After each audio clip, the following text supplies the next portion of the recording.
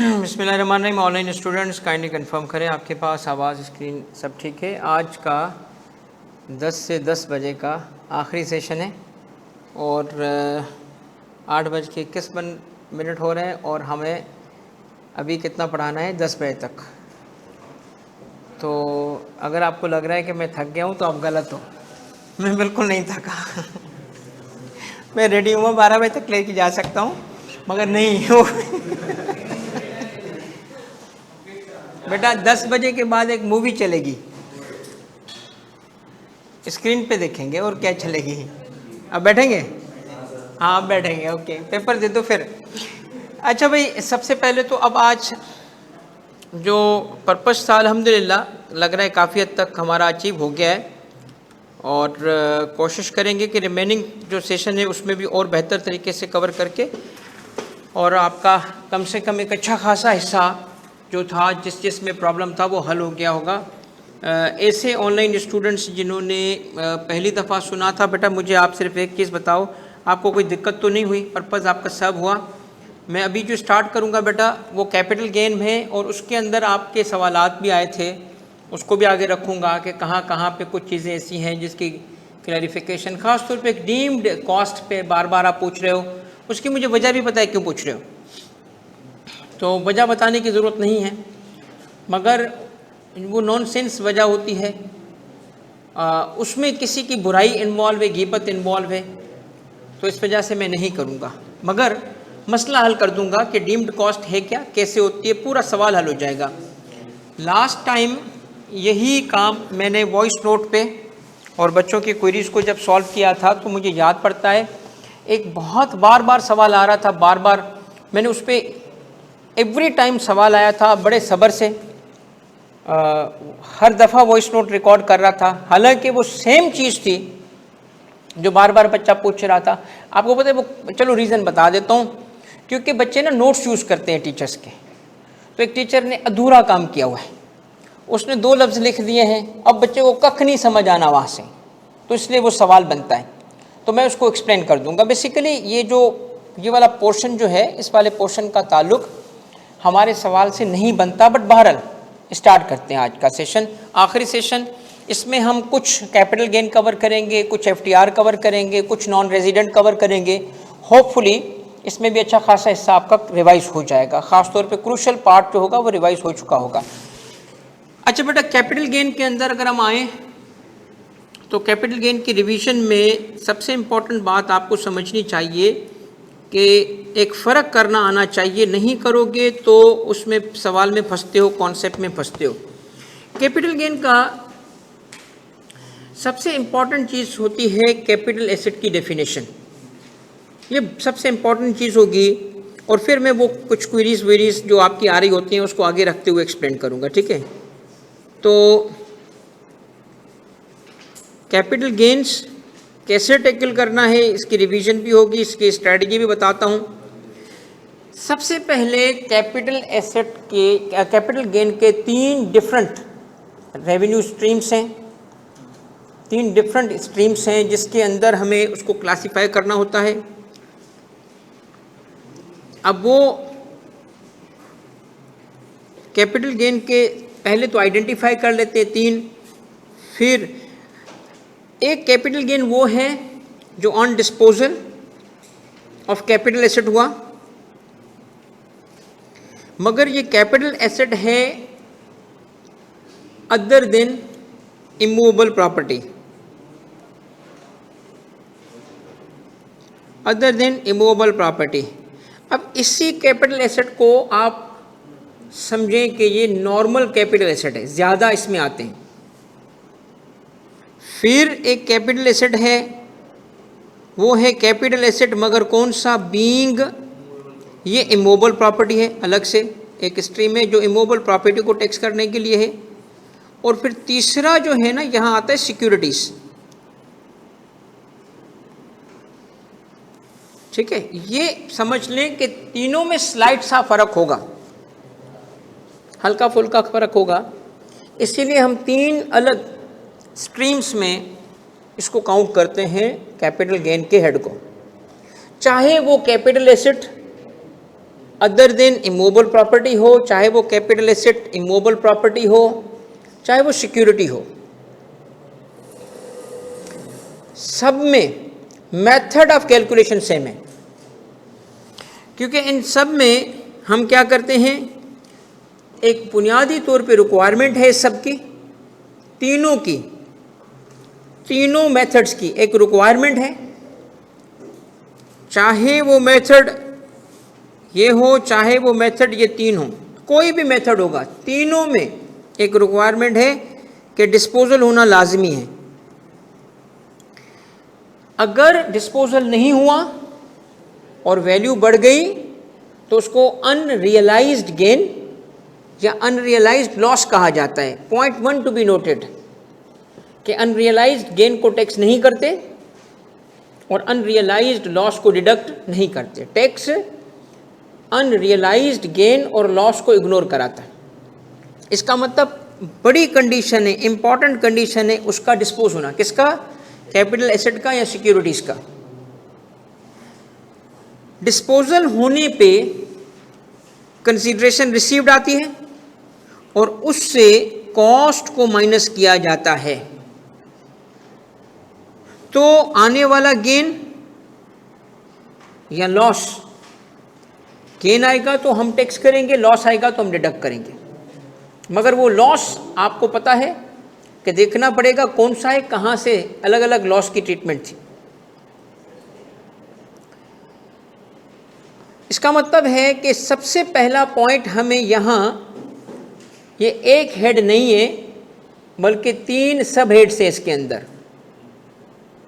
3 सब हेड्स हैं। जब भी ये सवाल इस पे हम कैलकुलेशन करेंगे और उससे हमने salary, income from property, income from business और फिर चौथे नंबर पे आके अगर कैपिटल गेन की कैलकुलेशन करनी है तो यूं कैलकुलेशन करेंगे। एक हेड का टाइटल देंगे उसको, हर जगह पे हेड होता है ना, हेड नोट्स लिखे फिर हेड। फिर सबसे पहले आप क्या करोगे, ए, सबसे पहले आप आएंगे ए, क्या करेंगे, कैपिटल गेन लिखेंगे, capital gain on disposal of capital asset other than, कौन सा, अदर देन इमूवेबल प्रॉपर्टी। ये एक आप हेडिंग देके पहली वर्किंग शुरू करोगे जिसमें आप एग्जामिनर को बता रहे हो कि अलग अलग कैलकुलेशन हम कर रहे हैं। देखो इस तरीके से ना बहुत एक्सप्रेस और क्लियर वे में आप उसको अपनी अंडरस्टैंडिंग बता रहे हो। कोई ये हेडिंग ना भी दे तो इससे गलत नहीं होता, इस हेडिंग ना देने से गलत नहीं होगा, मगर हेडिंग देने से आपका क्लैरिटी आ जाएगी। इसमें सबसे पहले आप लाएंगे कंसीडरेशन रिसीव्ड ऑन डिस्पोजल,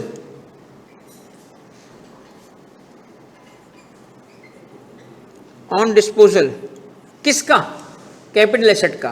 कौन सा, सारे कैपिटल एसेट्स, सारे सिवाय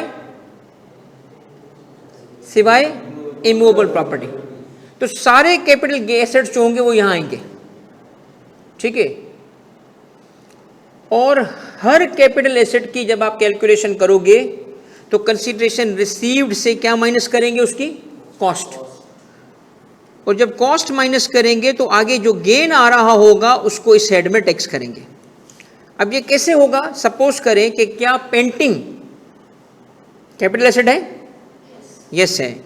आप सपोज करें, अब मैं एक्चुअली लिख के दिखा रहा हूं कैसे लिखेंगे, लिखेंगे पेंटिंग, जो भी सवाल में गिवन होगा, ओके। अब क्या हुआ था, इसकी कंसीडरेशन रिसीव्ड गिवन होगी, वो आप यूं लिखेंगे, कंसीडरेशन रिसीव्ड 6 लाख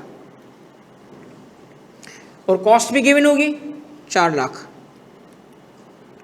क्या आया, गेन आगे 2 लाख लिख दो। इसका मतलब क्या है कि आपने सारे, चलो एक और लिखते हैं, कोई कैपिटल एसेट बताएं, शेयर्स। कौन से shares, shares of a private company, यहां आते हैं, यस।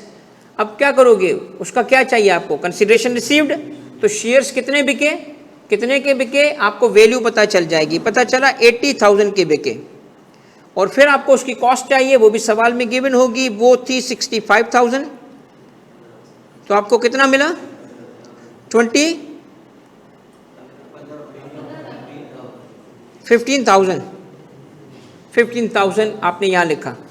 अब थोड़ी सी तवज्जो कीजिएगा, अगेन आपके पास शेयर्स हैं मगर इस दफ़ा अनलिस्टेड कंपनी के हैं, और अलबत्ता यहाँ क्या हुआ, आपने 70,000 की बेचे और जबकि खरीदे आपसे 80 के, तो लॉस हो चुका है। तो यहाँ एक लॉस जब आता है ना, किस एसेट, किस कैटेगरी में? कैटेगरी 1 में। कैटेगरी 1 क्या है हमारी? इसमें ख़ास तौर पे इम्पॉर्टेंट है लॉस के हवाले से एक बात याद रखना, और वो ये है कि इसमें चूँकि सारे कैपिटल एसेट सारे होते हैं सिवाय इमूवेबल प्रॉपर्टी के, तो इस वजह से इसमें एक कैटेगरी है जिसको मैं कहता हूँ declared capital asset. Remember, declared capital asset भी इसी में आएंगे, और वो कितने हैं? डिक्लेयर्ड कैपिटल एसेट हैं 6। याद है आपको उसके नाम? बताओ। ज्वेलरी, पेंटिंग, मेडेलियन, कॉइन, सब है ना। तो उस पे याद क्या करना है कि लॉ इन पे आने वाले लॉस को, इस पे आने वाले लॉस को रिकॉग्नाइज नहीं करता, ये याद करना है। मगर वो सिर्फ 6 के लॉस को नहीं मानता, बाकी के लॉस को मानता है। तो ये शेयर्स उसमें शामिल नहीं है डिक्लेयर्ड कैपिटल एसेट में, इस वजह से इस लॉस को माना जाएगा। तो कितना लॉस आ गया? 10 का, लिखो 10।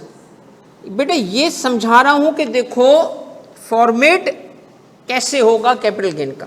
आपने जितने भी फर्क क्या रखना है, सिर्फ यहां इस पहली कैलकुलेशन में सिक्योरिटीज नहीं आएंगी, इसमें इमूवेबल प्रॉपर्टी नहीं आएगी। आपके सारे खत्म हो गए, अब आ जाओ बी पे, सेकंड कैलकुलेशन करोगे। सेकंड की कैटेगरी क्या करोगे? Capital gain on disposal of capital asset. कौन सा? Being immovable. अल्दो इसके रेट अलग हैं मगर फिर भी ये कैलकुलेशन में यहां आएगा, सेकंड में ये कैलकुलेट करोगे। अब यहां आप क्या दिखाओगे? सपोज आप दिखा रहे हो gain on disposal of flat, gain on disposal of land, gain on disposal of constructed property. कोई सी भी इमूवेबल प्रॉपर्टी होगी वो 3 कैटेगरी होती है, तो यहां आप उसका जो भी अमाउंट आएगा लिखते जाओगे। अल्दो इसके रेट्स अलग हैं, वो होल्डिंग पीरियड के हिसाब से, मगर कैलकुलेशन में शामिल कर लो। और फिर इसके बाद तीसरे नंबर पे आओगे सिक्योरिटीज। इसे हेडिंग देके करो या बगैर हेडिंग देके करो, मगर तरीका ये होना चाहिए। सिक्योरिटी में भी सेम है। सिक्योरिटीज में क्या होगा? शेयर्स, किसके shares? Shares of a listed company. उसका भी वही था, जो भी गेन आया हमने लिख दिया। अब ये सबको जब एडअप करेंगे हम, तो हमें जो इनकम मिलेगी वो कहलाएगी income under the head, income under the head. और यहां आप फिर ख्याल रखना एक चीज का, लॉस के सेट ऑफ करने का, ठीक है, कि सिक्योरिटी का कहीं नेगेटिव लॉस ना हो और वो किसी से सेट ऑफ ना हो जाए, बस ये ख्याल रख लेना। क्योंकि अगर सिक्योरिटी पे लॉस है तो याद है आपको, वो दूसरे किसी टाइप से सेट ऑफ नहीं हो सकता। नेक्स्ट पॉइंट सुना। इसका मतलब क्या है कि हमें कैपिटल गेन में ख्याल रखना पड़ेगा इस चीज का कि कैपिटल गेन एक नहीं 3 सब हेड्स पे बेस कर रहा है। तो जो डेटा गिवन होगा क्वेश्चन के अंदर, हमें उसको देखना पड़ेगा कैसे टैकल करेंगे। 3 है, 3 कैटेगरी बना देंगे, राइट। कैलकुलेशन का मेथड सबका सेम है, कंसीडरेशन रिसीव से कॉस्ट माइनस होगी। थोड़ी तवज्जो करो बेटा, थोड़ी तवज्जो, क्योंकि अभी बात जो आ रही है ना वो थोड़ी इंपॉर्टेंट है। फिर मैं आपकी क्वीरीज वाले मुश्किल टॉपिक पे चला जाऊंगा, क्योंकि इसमें मुझे पता है कुछ एरिया आपका ऐसा है जिसको मुझे समझाना है। देखो बेटा, कैपिटल गेन में सबसे ज्यादा मेरा आपको एक एम्फेटिक पॉइंट बताना होगा, वो होगा कि याद रखो इसमें कुछ भी नहीं है सिवाय इसके कि आप इस चीज़ को ख्याल रखो। कौन सी? कैपिटल गेन का एक वो हिस्सा होगा, अब मैं इसको नाम चेंज कर रहा हूं, जो नॉर्मल कैपिटल एसेट्स पे होगा। जिसको मैं नॉर्मल बोल रहा हूं इसका मतलब इमूवेबल प्रॉपर्टी इसमें शामिल नहीं है। दूसरा वो होगा जो इमूवेबल प्रॉपर्टी पे होगा, तीसरा वो होगा जो सिक्योरिटीज पे होगा। रुकना और सुनना मेरी बात। ये बाकी इनकम्स के साथ मर्ज होके सिंगल बास्केट बन के टैक्स हो जाएगा। ये वो है जिसको आगे चल के सैलरी के साथ, इनकम फ्रॉम प्रॉपर्टी के साथ, इनकम फ्रॉम बिजनेस के साथ, ये वो इनकम, वो गेन होंगे जो मर्ज होके टैक्स हो जाएंगे। इसका रेट टेबुलर होगा, इसके रेट्स अलग नहीं है, आपको इसके रेट्स अलग हैं। और वो आज ही मैंने आपको रिवाइज कराया था कि जब आप टैक्सेबल इनकम कैलकुलेट करके रेट लगाना शुरू करते हो तो उस वक्त इससे अलग कर देते हो दोनों को। और आप इसलिए थोड़े से इजी हो कि आजकल इन दोनों के रेट सेम हो चुके हैं। कैसे? वो टेबल के अंदाजे से रेट सेम नहीं है, अलग अलग टेबल से, बट वो 12.5%, 10%, 7.5% वो एक जैसे हो गए। इसमें इसके तो मैं अभी आपको याद करा देता हूं। एक इसमें इंपॉर्टेंट पॉइंट है होल्डिंग पीरियड का। इसका होल्डिंग पीरियड है 2 साल, 4 साल, 6 साल, याद है? 2 साल गुजर जाएं तो टैक्स नहीं करेंगे, 4 साल गुजर जाएं तो टैक्स नहीं करेंगे, 6 साल गुजर जाए तो टैक्स नहीं करेंगे। किसे? अगर फ्लैट होगा तो 2 साल के बाद टैक्स नहीं होगा। अगर कंस्ट्रक्टेड प्रॉपर्टी होगी तो 4 साल के बाद टैक्स नहीं होगा, और प्लॉट होगा तो 6 साल के बाद। इसका मतलब इस पॉइंट पे इमूवेबल प्रॉपर्टी पे ना सिर्फ गेन को देखना है बल्कि ये भी देखना है कितना होल्डिंग पीरियड हो चुका है। अगर ज्यादा हो चुका है तो फिर 0 कर दोगे गेन को, वो टैक्सेबल नहीं रहा। पॉइंट क्लियर है ये? दूसरा पॉइंट ये है, इन दोनों के रेट्स गिवन होते हैं पेपर में, you don't worry about it. एक दफा अपने नोट्स में देख लो रेट को, ताकि आपको रेट फौरी से पता चल जाए कि एक साल के अंदर, 2 साल के अंदर कितना होता है। रेट वाली बात चूंकि इजी है उस पर मैं नहीं जा रहा, मैं सिर्फ आपको एक स्कीम और स्ट्रेटजी दे रहा हूं और फिर आपकी कुछ क्वेरीज पे जा रहा हूं। अब असल कहानी पता है क्या है? असल कहानी इनकी ये है कि इनके आपसी लॉसेस का क्या करेंगे। बड़ी इंपॉर्टेंट बात होने जा रही है, तवज्जो से सुनिएगा। लॉसेस के पॉइंट को जरा टेकल करना सीख लें। इसके वो पढ़ा हुआ है, समझा हुआ है, बट थोड़ा मैं फिर भी फोकस करूंगा कि इसको टेकल कर लें। जब हम कहते हैं कैपिटल लॉसेस यानी कैपिटल गेन के हेड में लॉस, तो फिर हम फर्क नहीं करते कि कैपिटल एसेट के 2 हिस्से हैं। इसका मतलब है कि उस सूरत में कैपिटल एसेट से आने वाले दोनों लॉसेस एक ही जगह चले जाते हैं। वो फिर 3 स्ट्रीम नहीं रहती, लॉस के लिए वो एक स्ट्रीम मर्ज हो जाती है। तो एक वो लॉस होता है जो कैपिटल एसेट पे हुआ और एक वो लॉस होता है जो सिक्योरिटीज पे हुआ। तो लॉसेस के लिए ये 3 नहीं बल्कि 2 स्ट्रीम बन जाती है। और सुनो मेरी बात बड़ी तवज्जो से, क्योंकि ये मुझे लग रहा है आपके लिए शायद नई बात होगी।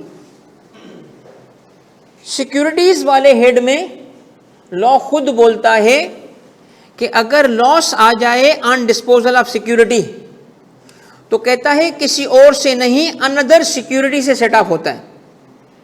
तो इसका मतलब है कि ये हम अनदर सिक्योरिटी उस साल देखेंगे अगर है, और उस अनदर सिक्योरिटी में गेन आया है तो उससे सेट ऑफ कर सकते हो। मगर याद रखना, ये सिक्योरिटी का लॉस इधर नहीं आ सकता, यानी कैपिटल गेन के गेन से सेट ऑफ नहीं हो सकता, क्योंकि क्लियरली लॉ ने लिखा है सिक्योरिटी के टॉपिक में कि सिक्योरिटी का लॉस सिर्फ सिक्योरिटी से सेट ऑफ हो सकता है। अलबत्ता कैपिटल एसेट के लॉस में लिखा है कि अगर लॉस अंडर दिस हेड होगा तो किसी और हेड से सेट ऑफ नहीं हो सकता, और head with in the same head set of हो सकता है।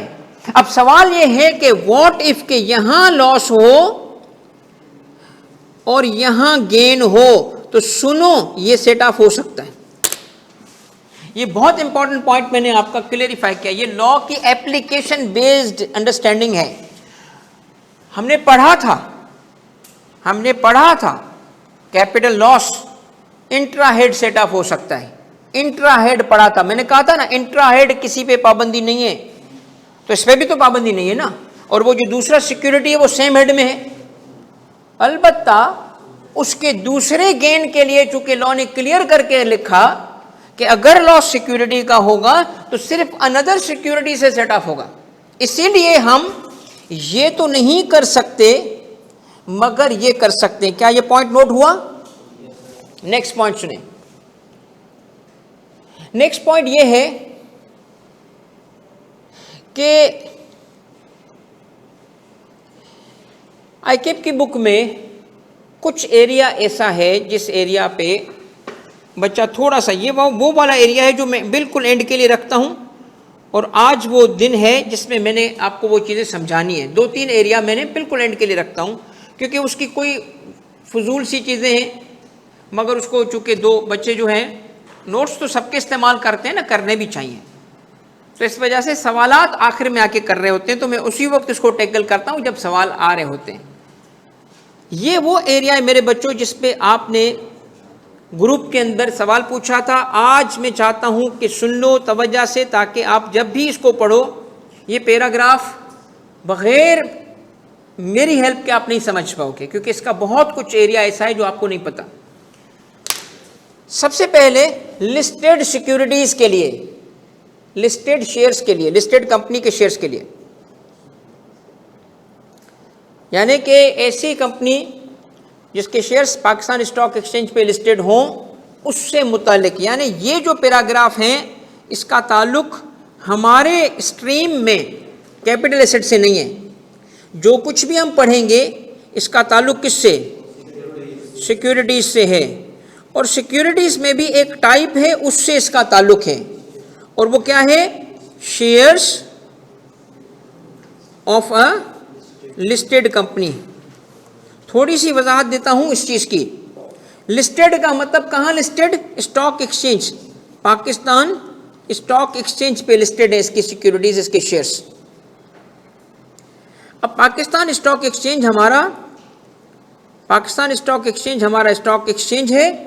एक ये किसी दौर में 3 होते थे, कराची, लाहौर और इस्लामाबाद, मर्ज करके पाकिस्तान स्टॉक एक्सचेंज बनाया गया। इसमें शेयर्स की ट्रेडिंग करने के लिए ज़रूरी है कि वो कंपनी जिसकी शेयर्स की ट्रेडिंग हो रही है वो ना सिर्फ पब्लिक कंपनी हो बल्कि लिस्टेड हो। जब पब्लिक कंपनी होगी, लिस्टेड होगी, मतलब सिक्योरिटीज की बात हो रही है, इसका मतलब shares of a private company यहां शामिल नहीं होंगे, शेयर्स ऑफ अनलिस्टेड कंपनी यहां शामिल नहीं होंगे। अब जो भी मैं एक्सप्लेन कर रहा हूं, किसके लिए एक्सप्लेन कर रहा हूं? सिक्योरिटीज के लिए। और उसमें किसके लिए? शेयर्स। किसके शेयर्स? लिस्टेड कंपनी के शेयर्स। तो ये इसकी ट्रेडिंग होती है स्टॉक एक्सचेंज पे। जब स्टॉक एक्सचेंज पे ट्रेडिंग होती है तो एक तरफ ब्रोकर 1, दूसरी तरफ ब्रोकर 2, ये सिर्फ और सिर्फ इजाजत है स्टॉक एक्सचेंज के ब्रोकर्स और मेंबर्स को कि वो ट्रेडिंग कर सकें। अगर कोई बंदा आम बंदा है से एक्स है तो एक्स खुद ट्रेडिंग नहीं करेगा, ब्रोकर के पास जाएगा, और एक बंदा वाई है वो खुद नहीं होगा, ब्रोकर के पास जाएगा। यहां एक्स सेलर है और वाई बायर है। बायर यानी वाई ने अपने ब्रोकर को कहा मेरे शेयर बेच दे।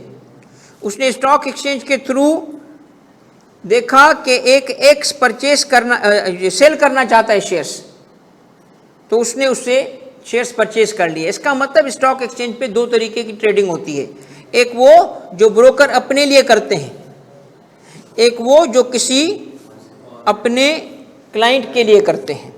दोनों किस्म की ट्रेडिंग होती है। इस ट्रेडिंग में गेन कमाया जा रहा होता है। यहां बी ने बल्कि एक्स ने जब शेयर्स बेचे तो शेयर्स बेचे, सपोज कर लो 10,000। अब आपका एक सवाल हल हो जाएगा जो बहुत आपको परेशान कर रहा होता है। 10,000 शेयर्स बिके, और 10,000 शेयर्स जब बिके तो उस वक्त fair market value in share का था 35। तो कितने के बिके? 3.5 लाख के शेयर्स बिके हैं। इन शेयर्स की कोई परचेस वैल्यू भी थी, कोई कॉस्ट भी थी। जब ये शेयर्स परचेस किए गए थे उस वक्त 20 रुपए के परचेस किए गए थे, तो 2 लाख रुपए की इसकी कॉस्ट है। अब कितना गेन आया? अब सुनिएगा मेरी बात, ये सारी ट्रांजैक्शन चूंकि एक ऑर्गेनाइज्ड सिस्टम में हो रही है, तो एफबीआर ने कहा इस गेन पे मुझे एडवांस टैक्स चाहिए, मैं चाहता हूं कि मुझे कुछ टैक्स अभी दे दो, क्योंकि बाद में ये बंदा आता ही नहीं है मेरे पास। डिडक्शन एट सोर्स कराना चाहता है, इस पे डिडक्शन एट सोर्स कराना चाहता है, जिसका एडवांस मेथड आप सीए फाइनल में पढ़ोगे। मैं इसलिए कहता हूं ना कि इन टॉपिक का फाइनल से ताल्लुक है, क्योंकि थोड़ा सा आईकेप की बुक ने लिखा, हालांकि सिलेबस के हिसाब से ये टॉपिक कोर्स में नहीं है, मगर बुक में है तो हम पढ़ लेंगे उसको। अब हुआ क्या, इस 1.5 लाख पे टैक्स डिडक्ट होना है एट सोर्स। अब रुकना और सुनना, ट्रेडिंग कहां हुई? पाकिस्तान स्टॉक एक्सचेंज में हुई। पाकिस्तान स्टॉक एक्सचेंज में तो सिर्फ ट्रेडिंग होती है, मगर एक ने पेमेंट देनी है, दूसरे ने शेयर देने हैं। ये ट्रांजैक्शन चली जाती है फिर एक और कंपनी के पास जो पैसे हैंडल करती है, जो ये ट्रांजैक्शन क्लियर करती है, सेटलमेंट कराती है, उसको कहते हैं national clearing company of Pakistan, NCCPL। National clearing company of Pakistan limited क्या करती है? Clearing and settlement. और जब क्लियरिंग एंड सेटलमेंट हो जाती है तो रिकॉर्ड कीपिंग का काम एक तीसरी कंपनी करती है, जिसे कहते हैं CDC, सेंट्रल डिपॉजिटरी कंपनी। एक में ट्रेडिंग, एक में सेटलमेंट क्लियरिंग और एक में रिकॉर्ड कीपिंग। बताएं इनकम टैक्स ऑर्डिनेंस ने किसको कहा होगा कि मुझे टैक्स एडवांस में डिडक्ट करके दो? NCCPL को। क्यों? क्योंकि ये पेमेंट हैंडल करता है। अब सुनना मेरी बात, NCCPL को कहा कि तुम इसका टैक्स डिडक्ट करके दो। अब प्रॉब्लम यह है कि NCCPL डिडक्शन एट सोर्स तो कर सकता है, डिडक्शन एट सोर्स तो कर सकता है, मगर तवज्जो करना, NCCPL को उसकी सेलिंग वैल्यू का भी पता है, उसकी कॉस्ट का भी पता है। NCCPL ये वैल्यू तो डिटरमिन कर चुका है, मगर NCCPL को एक चीज का नहीं पता, वो ये कि ये इस एक्स ने अपने ब्रोकर को कमीशन कितना दिया। इसका एक एक्सपेंस हुआ होता है कमीशन का, और वो ब्रोकर मर जाएगा किसी को नहीं बताएगा, क्योंकि ब्रोकर ने उसको छुपा के इनकम टैक्स नहीं देना होता। अब मसला ये है, दुनिया भर को पता होता है कि किस का क्या रेट चल रहा है, मगर ब्रोकर का अंदाजा तो लगा सकते हैं हम, एग्जैक्ट कितना कमीशन पे हुआ सिर्फ 2 लोगों को पता होता है, एक ब्रोकर को, एक क्लाइंट को। एक्स क्लाइंट है जिसने शेयर्स बेचे और गेन कमाया, और इसकी एक कमीशन का अमाउंट है जो उसी को पता है या उसके ब्रोकर को पता है। NCCPL को नहीं पता। NCCPL को अगर पूछेगा भी ना तो कोई नहीं बताएगा, वो ब्रोकर नहीं बताएगा NCCPL को। पागल नहीं है ब्रोकर, क्योंकि NCCPL अगर रिकॉर्ड पे रख लेगी तो इनकम टैक्स वाले आएंगे NCCPL से पूछ लेंगे, तो कोई ब्रोकर अपना डेटा आउट नहीं करता, मगर अंदाजा तो होता है ना कितना होगा। तो अब सुने क्या हुआ, ये जिस बच्चे का सवाल था, अब आपको समझ आएगी कि मैं कहां तक आपको लेके आया हूं। अब मेरी बात सुनिएगा, आप थोड़ा आपको बेहतर समझ आएगा। क्या? ये देखो, normal tax liability is applicable under section 37 shall apply on disposal of following of a listed company. NCCPL का जिक्र आ रहा है, NCCPL का जिक्र आ रहा है। रुकना, मैं पूरा पैरा एक्सप्लेन करूंगा, मगर यहां से इधर से पहले ये क्लियर होगा। इन केस ऑफ कौन सी? बस किसकी बात हो रही है? मार्केट बेस्ड सिक्योरिटीज की बात हो रही है, मार्केट बेस्ड ट्रांजैक्शन की बात हो रही है। और कहता है for clarification a market based transaction refers to a transaction conducted at क्या, रजिस्टर्ड स्टॉक एक्सचेंज या प्लेटफॉर्म। कौन सा, एनसीसीपीएल। सुनो, मार्केट बेस्ड ट्रांजैक्शन किन शेयर को कहता है, जिसकी ट्रांजैक्शन स्टॉक एक्सचेंज पे और क्लियरिंग एनसीसीपीएल पे हुई हो। इसका मतलब ये पब्लिक लिस्टेड कंपनीज है, इसका मतलब ये प्राइवेट कंपनी पे अप्लाई नहीं करोगे, इसका मतलब ये अनलिस्टेड पब्लिक कंपनी पे अप्लाई नहीं करोगे। ये ओनली किसके लिए, क्योंकि उसी को कहा है, क्या नाम क्या दिया है, market based. Market based transaction किसकी होगी, सुन लो, सिक्योरिटीज की, पब्लिक लिस्टेड कंपनी की, उसके लिए ये बात कर रहा है। क्या कह रहा है, ये देखो कहता है, अब सुनना, ये इन case of a market based security, इसको मार्केट बेस्ड सिक्योरिटी बोलो, मार्केट बेस्ड ट्रांजैक्शन बोलो, या पब्लिक लिस्टेड के शेयर्स बोलो, एक ही बात है। ये सब सारी बातें हैं, क्योंकि डिफाइन करते वक्त कहा ये वो हैं जिसकी ट्रांजैक्शन स्टॉक एक्सचेंज पे होगी, जिसकी क्लियरिंग एनसीसीपीएल करेगा, तो ये पब्लिक लिस्टेड कंपनी है ना। तो क्या मतलब हुआ, इन केस ऑफ शेयर्स जो पब्लिक लिस्टेड कंपनी के होंगे, उस केस में एक नोशनल एक्सपेंस लिया जाएगा। अब ये तो बार बार सवाल आपका था, नोशनल नोशनल नोशनल, लो नोशनल एक्सपेंस। और जिस प्रैक्टिकल में आपने प्रैक्टिस की है ना, सुन लो, वो गलत किया है। अलाउ मी टू, इसलिए मैं नहीं बात करना चाह रहा था, कहीं वो ना हो जाए गिबत, खास तौर पे किसी अच्छे इंसान की, नेक इंसान की गिबत नहीं करना चाहता, बुरे इंसान की भी नहीं करनी चाहिए वैसे, मगर बात यह है तुम्हें पढ़ाना भी है, समझाना भी है। ये कहता है नोशनल एक्सपेंस लेंगे कब, अब सिंपल अल्फाज में समझो, कहता है जब क्या हो, पब्लिक लिस्टेड कंपनी हो तो नोशनल एक्सपेंस लो, कितना, 0.5%, सुनना, इक्वल टू 0.5% ऑफ सेल या 0.5% ऑफ द कॉस्ट।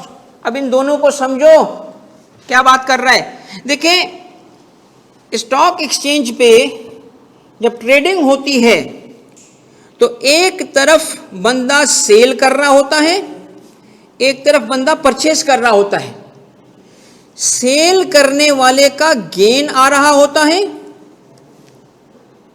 और परचेस करने वाले की कॉस्ट इनकर हो रही होती है। एफबीआर कह रहा है एनसीसीपीएल को कि मुझे दोनों की ट्रांजैक्शन में से एडवांस टैक्स लेके दो, दोनों से मुझे एडवांस टैक्स चाहिए, सेल पे भी एडवांस टैक्स चाहिए, परचेज पे भी एडवांस टैक्स चाहिए। मगर चूंकि मुझे एडवांस टैक्स चाहिए, इनका एक एक्सपेंस तो होता है ना, दोनों का एक्सपेंस हुआ होगा, दोनों ने अपने अपने ब्रोकर को कमीशन पे किया होगा। तो करना ये, जिसने बेचा होगा उसे गेन का कितने परसेंट, कितने, 0.5%, और जिसने खरीदा होगा उसकी कॉस्ट का कितना, 0.5%। आप एनसीसीपीएल तुम ये एक्सपेंस अज्यूम कर लेना, अज्यूम करने को क्या कहते हैं, नोशनल। अजम्पशन है, तुम्हें पता नहीं है एक्सपेंस का, तुम्हें बताएगा भी कोई नहीं, अज्यूम कर लो एक्सपेंस, अज्यूम कर लो कि इतना एक्सपेंस होगा, ये माइनस कर लेना तुम, एनसीसीपीएल तुम माइनस करना। एनसीसीपीएल क्यों, तुम्हें एक एक्सपेंस का पता नहीं है, चलो हम नोशनल एक्सपेंस ले लेते हैं, अजम्पशन कर लेते हैं, क्योंकि तुम्हें बताएगा तो कोई नहीं, मगर एक्सपेंस तो है ना, मार्केट में अंदाजा तो है ना। तो क्या करो, 0.5% को इनका एक्सपेंस तुम बना लो और इसको माइनस करने के बाद गेन या लॉस कैलकुलेट करो। अब मुझे एक बात बताओ, सुनो, हमारा सवाल कभी भी एनसीसीपीएल का नहीं आता, हमारा सवाल कभी भी विदहोल्डिंग का नहीं आता। मेरी बात गौर से सुनना, ये एनसीसीपीएल को कहा गया है कि टैक्स विदहोल्ड करते हुए तुम एक एक्सपेंस को काउंट फॉर करो, चूंकि पता नहीं है तुम्हें तो अजम्पशन ले लो कितना, मगर वो 0.5 किसका, अगर एक जगह कहता है किसका, सेल प्रोसीड का, और दूसरी तरफ क्या कहता है, कॉस्ट का, एक तरफ कहता है सेल प्रोसीड। बेटा ये गलत ना हो जाए concept, cell proceed, cell proceed, और दूसरी तरफ कॉस्ट। सेल प्रोसीड किसकी होगी? जो गेन कमा रहा होगा, सेलर, और कॉस्ट किसकी होगी? जो परचेज कर रहा होगा। मेरी बात सुनो, दोनों केसेस में एक एक्सपेंस अज्यूम करवाया 0.5%। क्यों अज्यूम करवाया? उसको पता ही नहीं होगा, ताकि थोड़ा सा टैक्स डिडक्ट हो, टैक्स डिडक्ट हो तो फिर तो हो, एक्सपेंस तो अकाउंट फॉर हो जाए। अब मुझे बताएं, नोशनल एक्सपेंस गेन कैलकुलेट करने के लिए कि विद होल्डिंग के लिए? विद होल्डिंग के लिए है, इसका गेन से कोई ताल्लुक नहीं है। गलत किया है उसने, गलत किया उसने। जो न्यूमेरिकल तुम कर रहे हो तो गलत है ये, इसलिए मैं नहीं कराता। भाई खुद देखो, मैं आपको ये बात सामने रख के समझा रहा हूं। क्या कहता है? In case of market based transaction involving any security, a notional expense equal to 0.5% of sale proceed और 0.5% of the securities cost will be applied instead of actual charges like brokerage commission levy and other related incidences. This notional क्या deduction however does not apply to open ended mutual fund units. अब ये पूरी transaction उठाओ और income tax rules के उस rule पे ले जाओ जिसमें ये रूल गिवन है, आईकेप ने उठाया है, उसके ऊपर लिखा है विदहोल्डिंग करने के लिए अप्लाई करता है। एक्चुअल गेन कैलकुलेट करने के लिए नहीं अप्लाई होता ये नोशनल एक्सपेंस, विदहोल्डिंग के लिए अप्लाई करता है। टाइम नहीं है वरना मैं वो रूल दिखाता आपको। मैंने इसीलिए लास्ट टाइम ना रूल को खोल खोल के सिखाया था, भाई ये विदहोल्डिंग के लिए, ये गेन के लिए नहीं है। पता है गेन के लिए क्यों नहीं है? सुनो, इसलिए नहीं है कि वहां एक्चुअल एक्सपेंस पता है तो नोशनल क्यों लूंगा? वहां एक्चुअल एक्सपेंस पता है तो जब एक्चुअल गेन कैलकुलेट करते हैं ना हम, तो हम ब्रोकर की फी को एक्चुअल बेसिस पे माइनस करते हैं, क्योंकि हमें तो पता है ना, ब्रोकर अपनी कैलकुलेशन कर रहा है ना। इसका मतलब क्या हुआ? सुने, अब समरी क्या है। जब भी कोई लिस्टेड सिक्योरिटी यानी कंपनी लिमिटेड बाय शेयर्स, छोड़ दो इस डिटेल में नहीं, वो कंपनी लॉ की डिटेल होगी, company listed on stock exchange में डील करेगा तो कंसीडरेशन रिसीव्ड उठाएगा। और ये कौन होगा? ये सप्लायर होगा, सेलर होगा। सेल करते वक्त उसको मिली sale proceeds, consideration received 1 lakh रुपए है। सिक्योरिटी की कॉस्ट, एक्चुअल कॉस्ट कितनी थी? 60,000 रुपए। मगर इसने ब्रोकरेज भी पे किया कि नहीं पे किया? लिखो ब्रोकरेज। मुझे बताओ क्या 0.5 लोगे एक्चुअल लोगे? तो इसका ताल्लुक किससे है? इसका ताल्लुक नोशनल एक्सपेंस का विदहोल्डिंग से है, जो कोर्स में ही नहीं आपके। और आईकेप ने भी कमाल कर दिया ना, एक छोटा सा पैराग्राफ दे दिया, कॉन्टेक्स्ट दी नहीं, तो बच्चे भी फंस गए, टीचर भी फंस गए। तो नोशनल एक्सपेंस बेटा कब आएगा बता रहा हूं, चूंकि आईकेप की बुक में है ना, एग्जामिनर आपका और पागल है, कहीं निकाल ना दे, तो मैं कहता हूं टैकल कैसे करेंगे। सुनो, अब क्या करोगे बेटा, अगर ब्रोकरेज का होगा ना, जो तुमने पे किया था वो ले लो। आपका ब्रोकरेज का 0.5% चार्ज करेगा आपसे, अगर उसने 0.5% चार्ज किया वो ले लो, मगर आपका ब्रोकरेज 1%, 2%, 3% भी तो चार्ज कर सकता है। तो एक्चुअल एक्सपेंस लो, आपका एक्चुअल एक्सपेंस जो होगा वो लिया जाएगा, वो माइनस कर लो, आपका गेन कैलकुलेट हो चुका है, करेक्ट। मगर नोशनल एक्सपेंस की कहानी कब आएगी?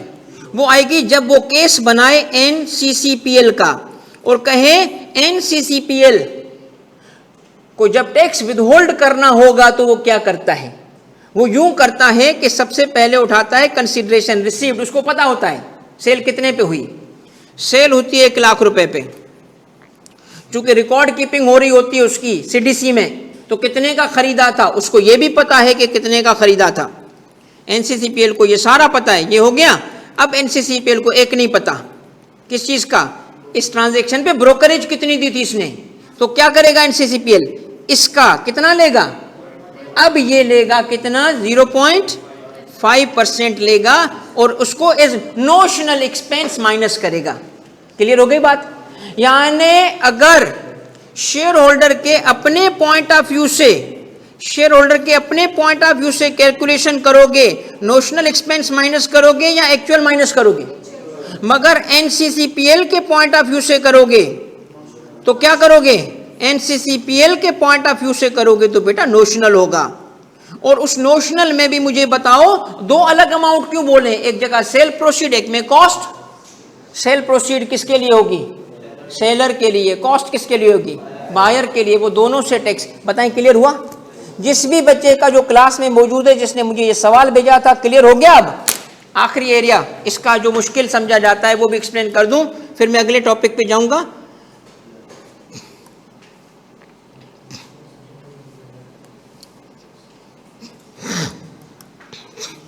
सुनिएगा।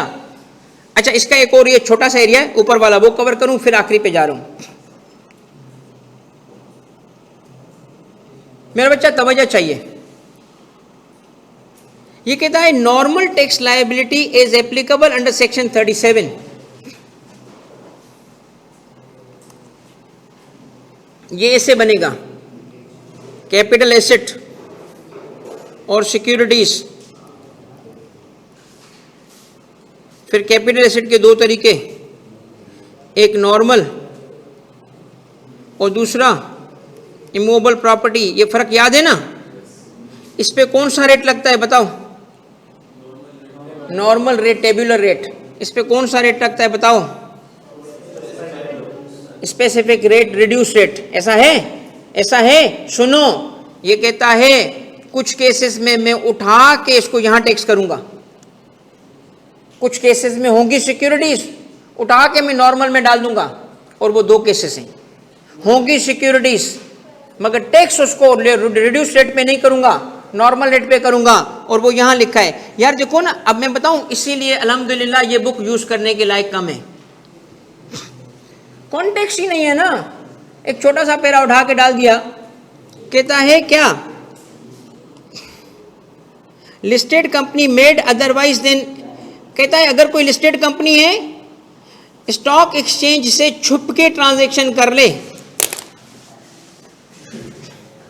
ये कंपनी लिस्टेड है, शेयर्स सिक्योरिटीज हैं, मगर स्टॉक एक्सचेंज को बाईपास कर दिया उन्होंने। पता है कैसे किया? इसको कहते हैं off floor trading, off marketing, off market, OFF, off market trading या off floor trading stock exchange पे करने के बजाय महफिल में कर दी। शादी पे गया था, मेरे पास शेयर्स हैं, कितने के दोगे? यार भाई मार्केट में चल रहे हैं 35 रुपए के, मुझे लग रहा है ये तो बढ़ेंगे। यार मैं तुम्हें 36 रुपए दे रहा हूँ, दे दोगे? चल भाई ले ले। स्टॉक एक्सचेंज को पता ही नहीं है, हमने, मगर उसने कहा अपने नाम पे रख ले, तेरे पे ट्रस्ट है मेरा, ट्रेडिंग हो चुकी है। ये ट्रेडिंग अगर पता चली एफबीआर को पता चलती है, पता है कैसे चलती है? ऑडिट में वेल्थ स्टेटमेंट एग्जामिन करते वक्त वो कहता है ये क्या है? कहते हैं शेयर मेरे नहीं है, मैंने बेच दिए हैं। तो यार बेच दिए हैं, वो दूसरा कहता है यार ये तो शेयर मेरे हैं। तो फिर वहां से पता चलता अच्छा अगर तेरे हैं, स्टॉक एक्सचेंज से हटके ट्रांजैक्शन की आपने, अब क्या करो? अब आपका ये वाला गेन नॉर्मल रेट पे टैक्स होगा। इसका मतलब लिस्टेड सिक्योरिटीज की ट्रांजैक्शन ट्रेडिंग अगर स्टॉक एक्सचेंज पे नहीं करोगे, उसका गेन कहां चला जाएगा? इधर चला जाएगा। समझ आई?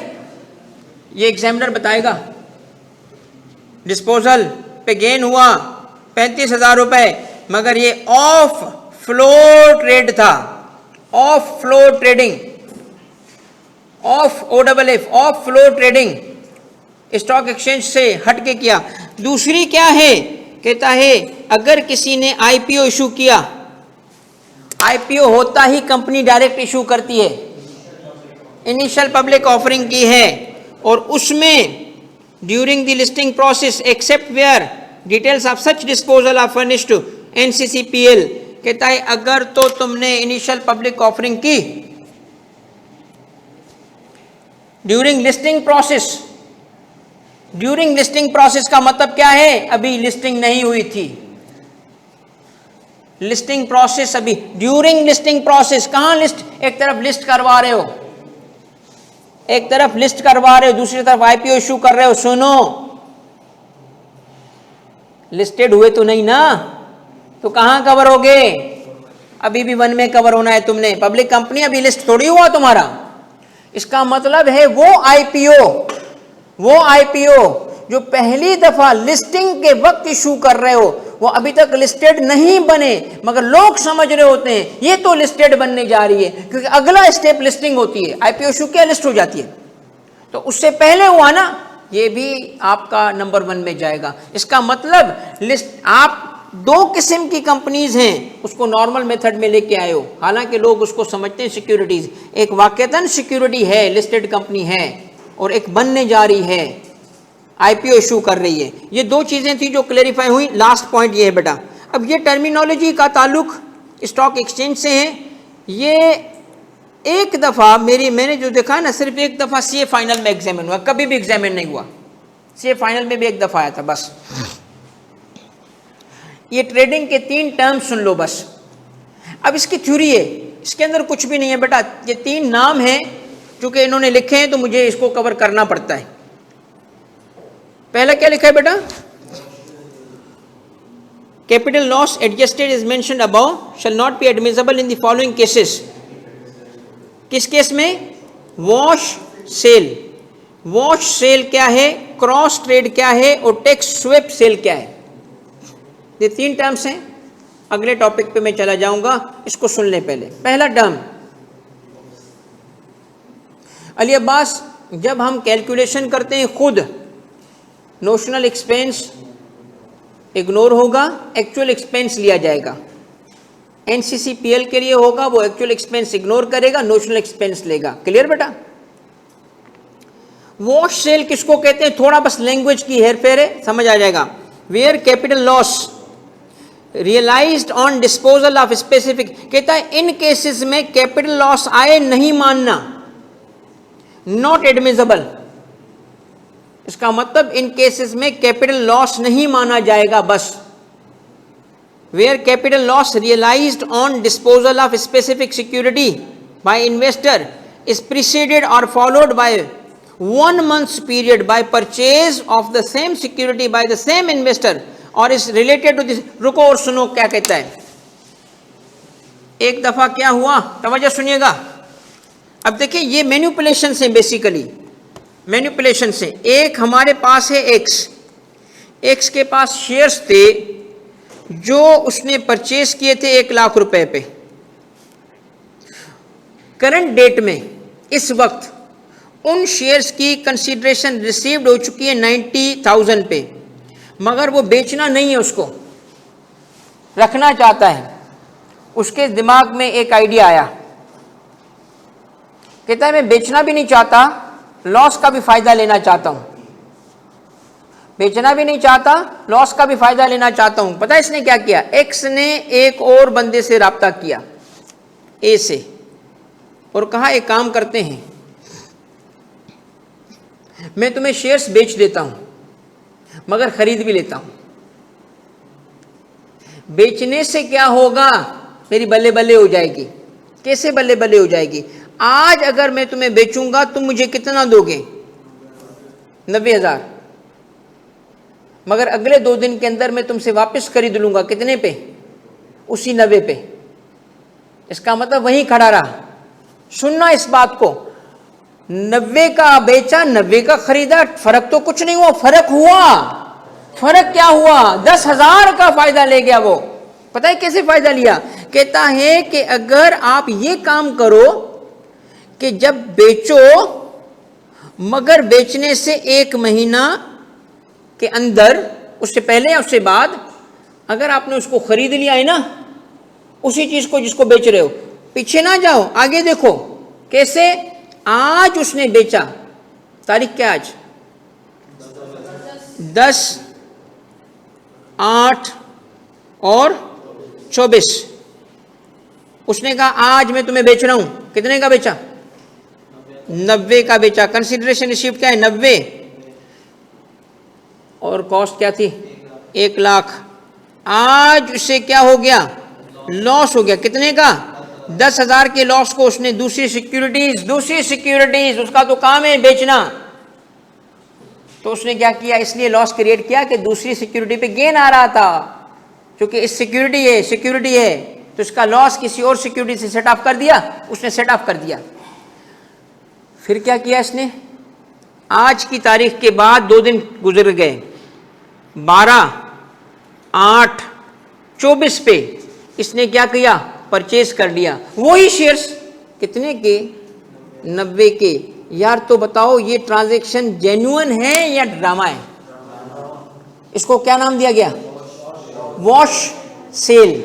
वॉश सेल, आई वॉश का क्या मतलब है अंग्रेजी में? आई वॉश, आई वॉश का मतलब क्या यार? आंखों को धोना, लानत तुम्हारी शक्ल पे, धोखा देना। शाबाश, है हमारे पास अंग्रेज। ये क्या था यार, ये भी आई वॉश यार ये तो थोड़ा यार, सॉरी सॉरी सॉरी सॉरी, ये गूगल भी आई वॉश कोई प्रोडक्ट का नाम भी है, आई वॉश हो गया यार, ठीक है। तो आई वॉश मीनिंग, चल भाई उर्दू में देते हैं। हाँ यार ये क्या यार यार ये बुक क्या है?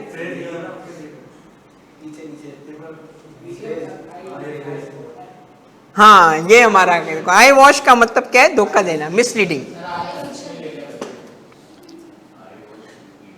इसका नोशन भी, इसका मतलब दोनों मीनिंग है, दोनों मीनिंग है। आप भी सही थे, लानत वापस।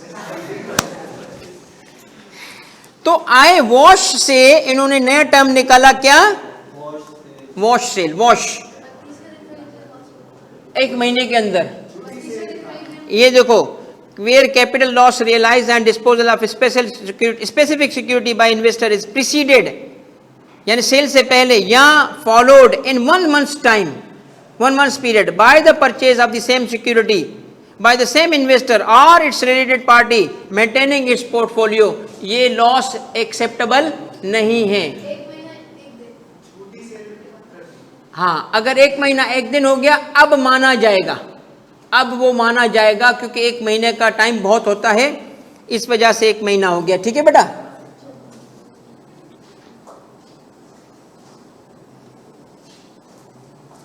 पता नहीं ये किस कॉन्टेक्स्ट में बोला अली तुमने, अली अब्बास कहता है जो सर्टिटी पर शक करता है उसे टैक्स पढ़ने का कोई हक नहीं है। अच्छा, आई वॉश पे। ओके, नेक्स्ट क्या है भाई, क्रॉस ट्रेड। अच्छा, क्रॉस ट्रेड में क्या करते हैं, इसमें भी कोई धोखा होगा। देखो क्या है, where coordinated reshuffle of securities between 2 related accounts of the same investor और between 2 related brokerage houses is undertaken and securities accumulating unrealized losses are sold to related accounts to artificially realize capital loss in one account without actually selling the securities to outsider, without selling the security to outsider। अब देखें, अगर एक क्या है, coordinated reshuffle of securities to related accounts, एक broker है उसके पास 2 account हैं, एक ब्रोकर है, ब्रोकर मेंबर, उसके पास अकाउंट्स होते हैं। अकाउंट्स का मतलब है उसके पास बहुत सारे लोग हैं जो उसके क्या हैं, सुनो सुनो, जो उसके क्या हैं, उसके अकाउंट होल्डर्स हैं। इसमें भी वही काम हो रहा है, सिर्फ फर्क क्या है, ब्रोकरेज हाउसेस, मशहूर तरीन ब्रोकरेज हाउस, सर तारिक तो नहीं है, अच्छा चलो जो भी है। अच्छा जी, ब्रोकरेज हाउस क्या कर रहा है, इसके पास जी हजारों अकाउंट्स हैं, उसमें से इसके पास ABC करके ये था, एक ए है, एक आउटसाइड पार्टी थी, इधर नहीं बेचा, इसने रीशफल क्या किया, इसने रीशफल ऐसे किया, सुनना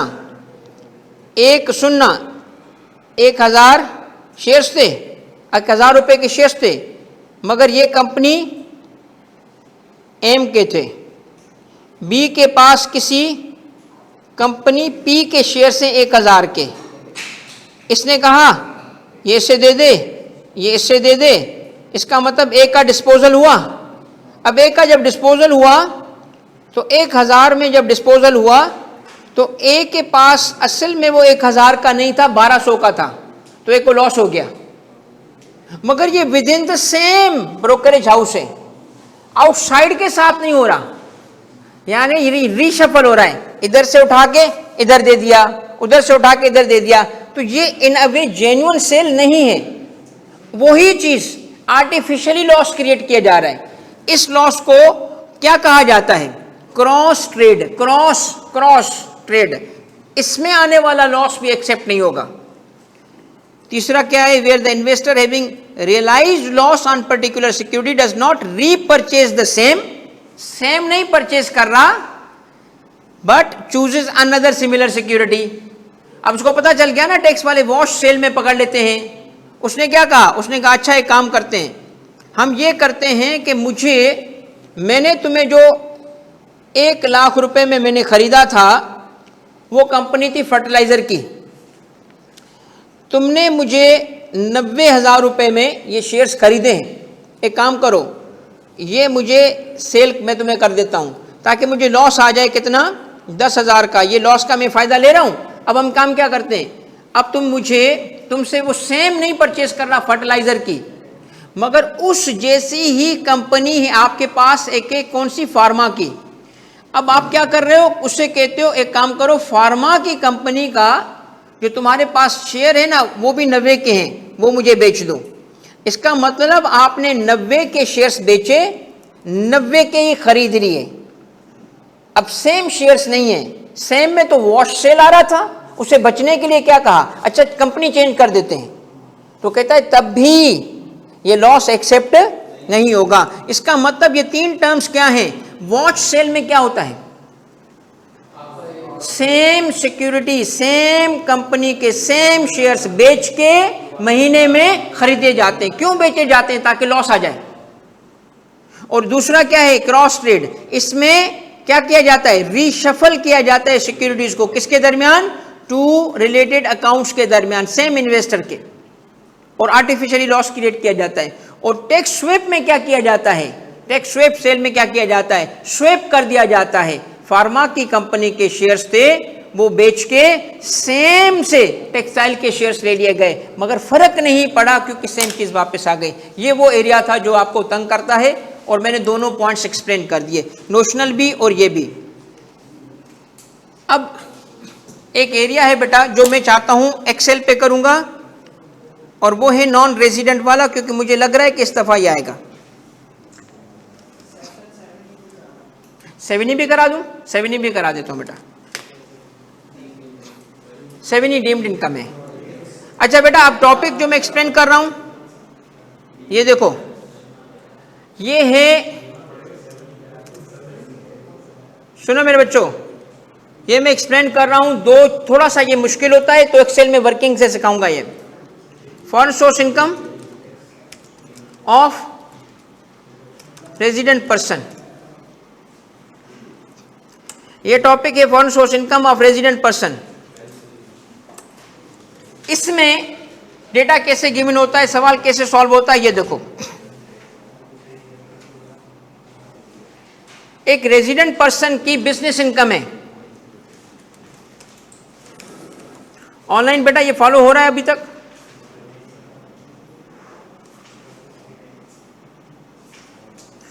गुड बेटा। Income from business,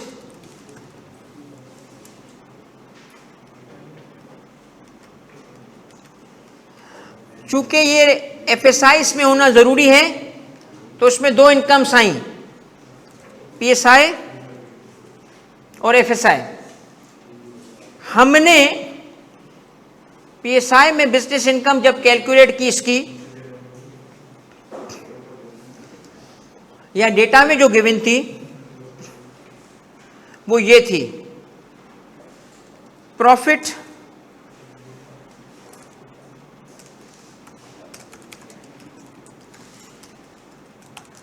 before tax.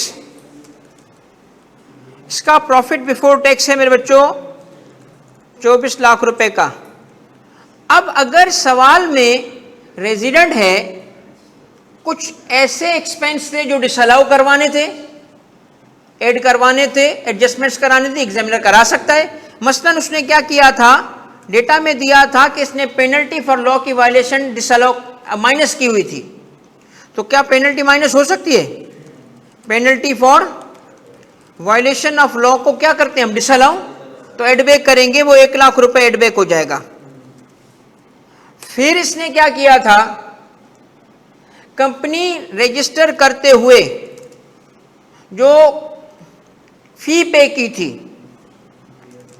वो कैपिटल एक्सपेंस होता है, और ऐसा कैपिटल एक्सपेंस आपको याद है अलाउ नहीं होता, और वो इसने माइनस किया हुआ था, हमें 2,50,000 वो भी ऐड करने पड़ेंगे। कैपिटल एक्सपेंस से 3 अलाउ होते हैं, डेप्रिसिएशन, इंटेंजिबल और प्री कमेंसमेंट एक्सपेंडिचर। ये वो तीनों नहीं था, ये कंपनी रजिस्ट्रेशन फी थी, कैपिटल एक्सपेंस से ये अलाउ नहीं होगा। आखिरी कहा गया इसने कि इसने अकाउंटिंग डेप्रिसिएशन माइनस की हुई थी, तो क्या करोगे, अकाउंटिंग, ये आपको पता है सारा कुछ, अकाउंटिंग डेप्रिसिएशन ऐड कर लो, और फिर उसने जो इंफॉर्मेशन दी थी उसकी बेसिस पे हमने लेस करना है क्या, यानी कि अब तक कोई नई बात नहीं आई टैक्स डेप्रिसिएशन।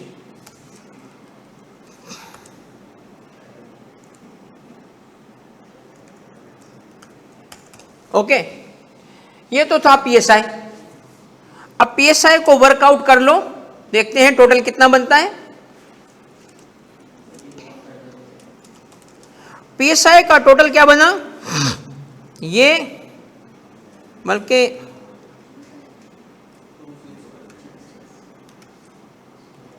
सही है, ये पीएसआई था। सवाल में एफएसआई भी गिवन था, ले आओ एफएसआई, सेम तरीका होगा।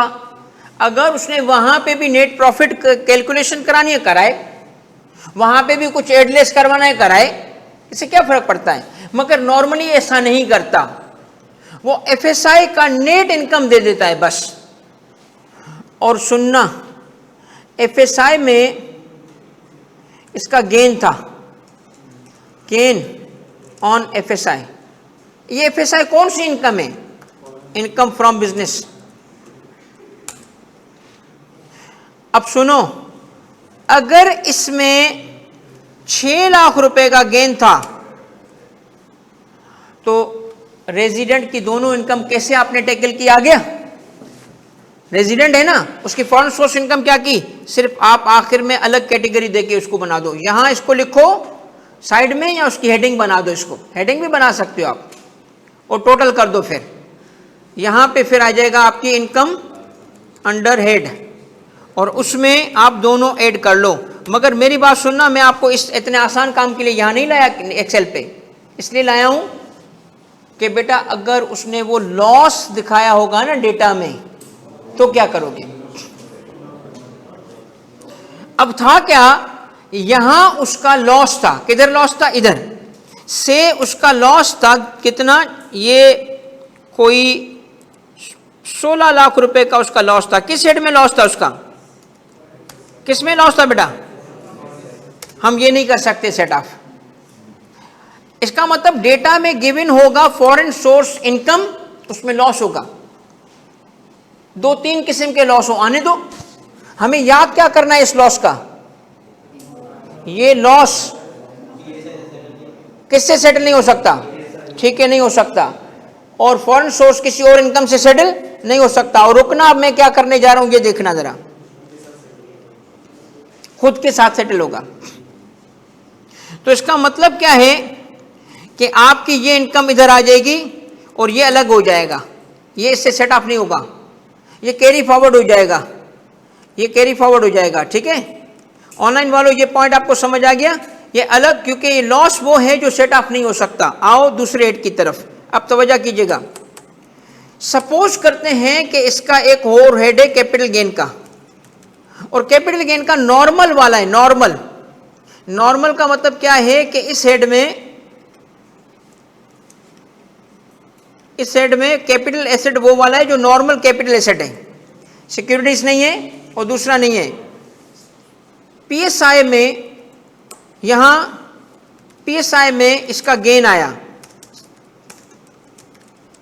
गेन ऑन डिस्पोजल ऑफ कोई भी एसेट हो सकता है, ठीक है, कैपिटल एसेट कोई भी एसेट ले लें, ये गेन आया था बच्चों 4 लाख रुपए का, मगर बस इतना ही था या एक आध और एसेट था, एक आध और एसेट था, मगर एफएसआई में 2 थे, एफएसआई में 2 थे।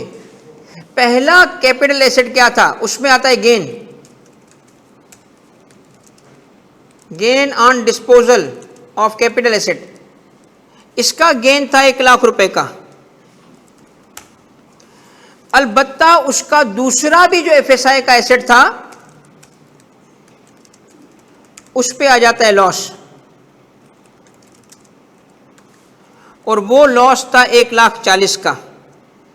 अब आपने मुझे बताना है क्या करोगे।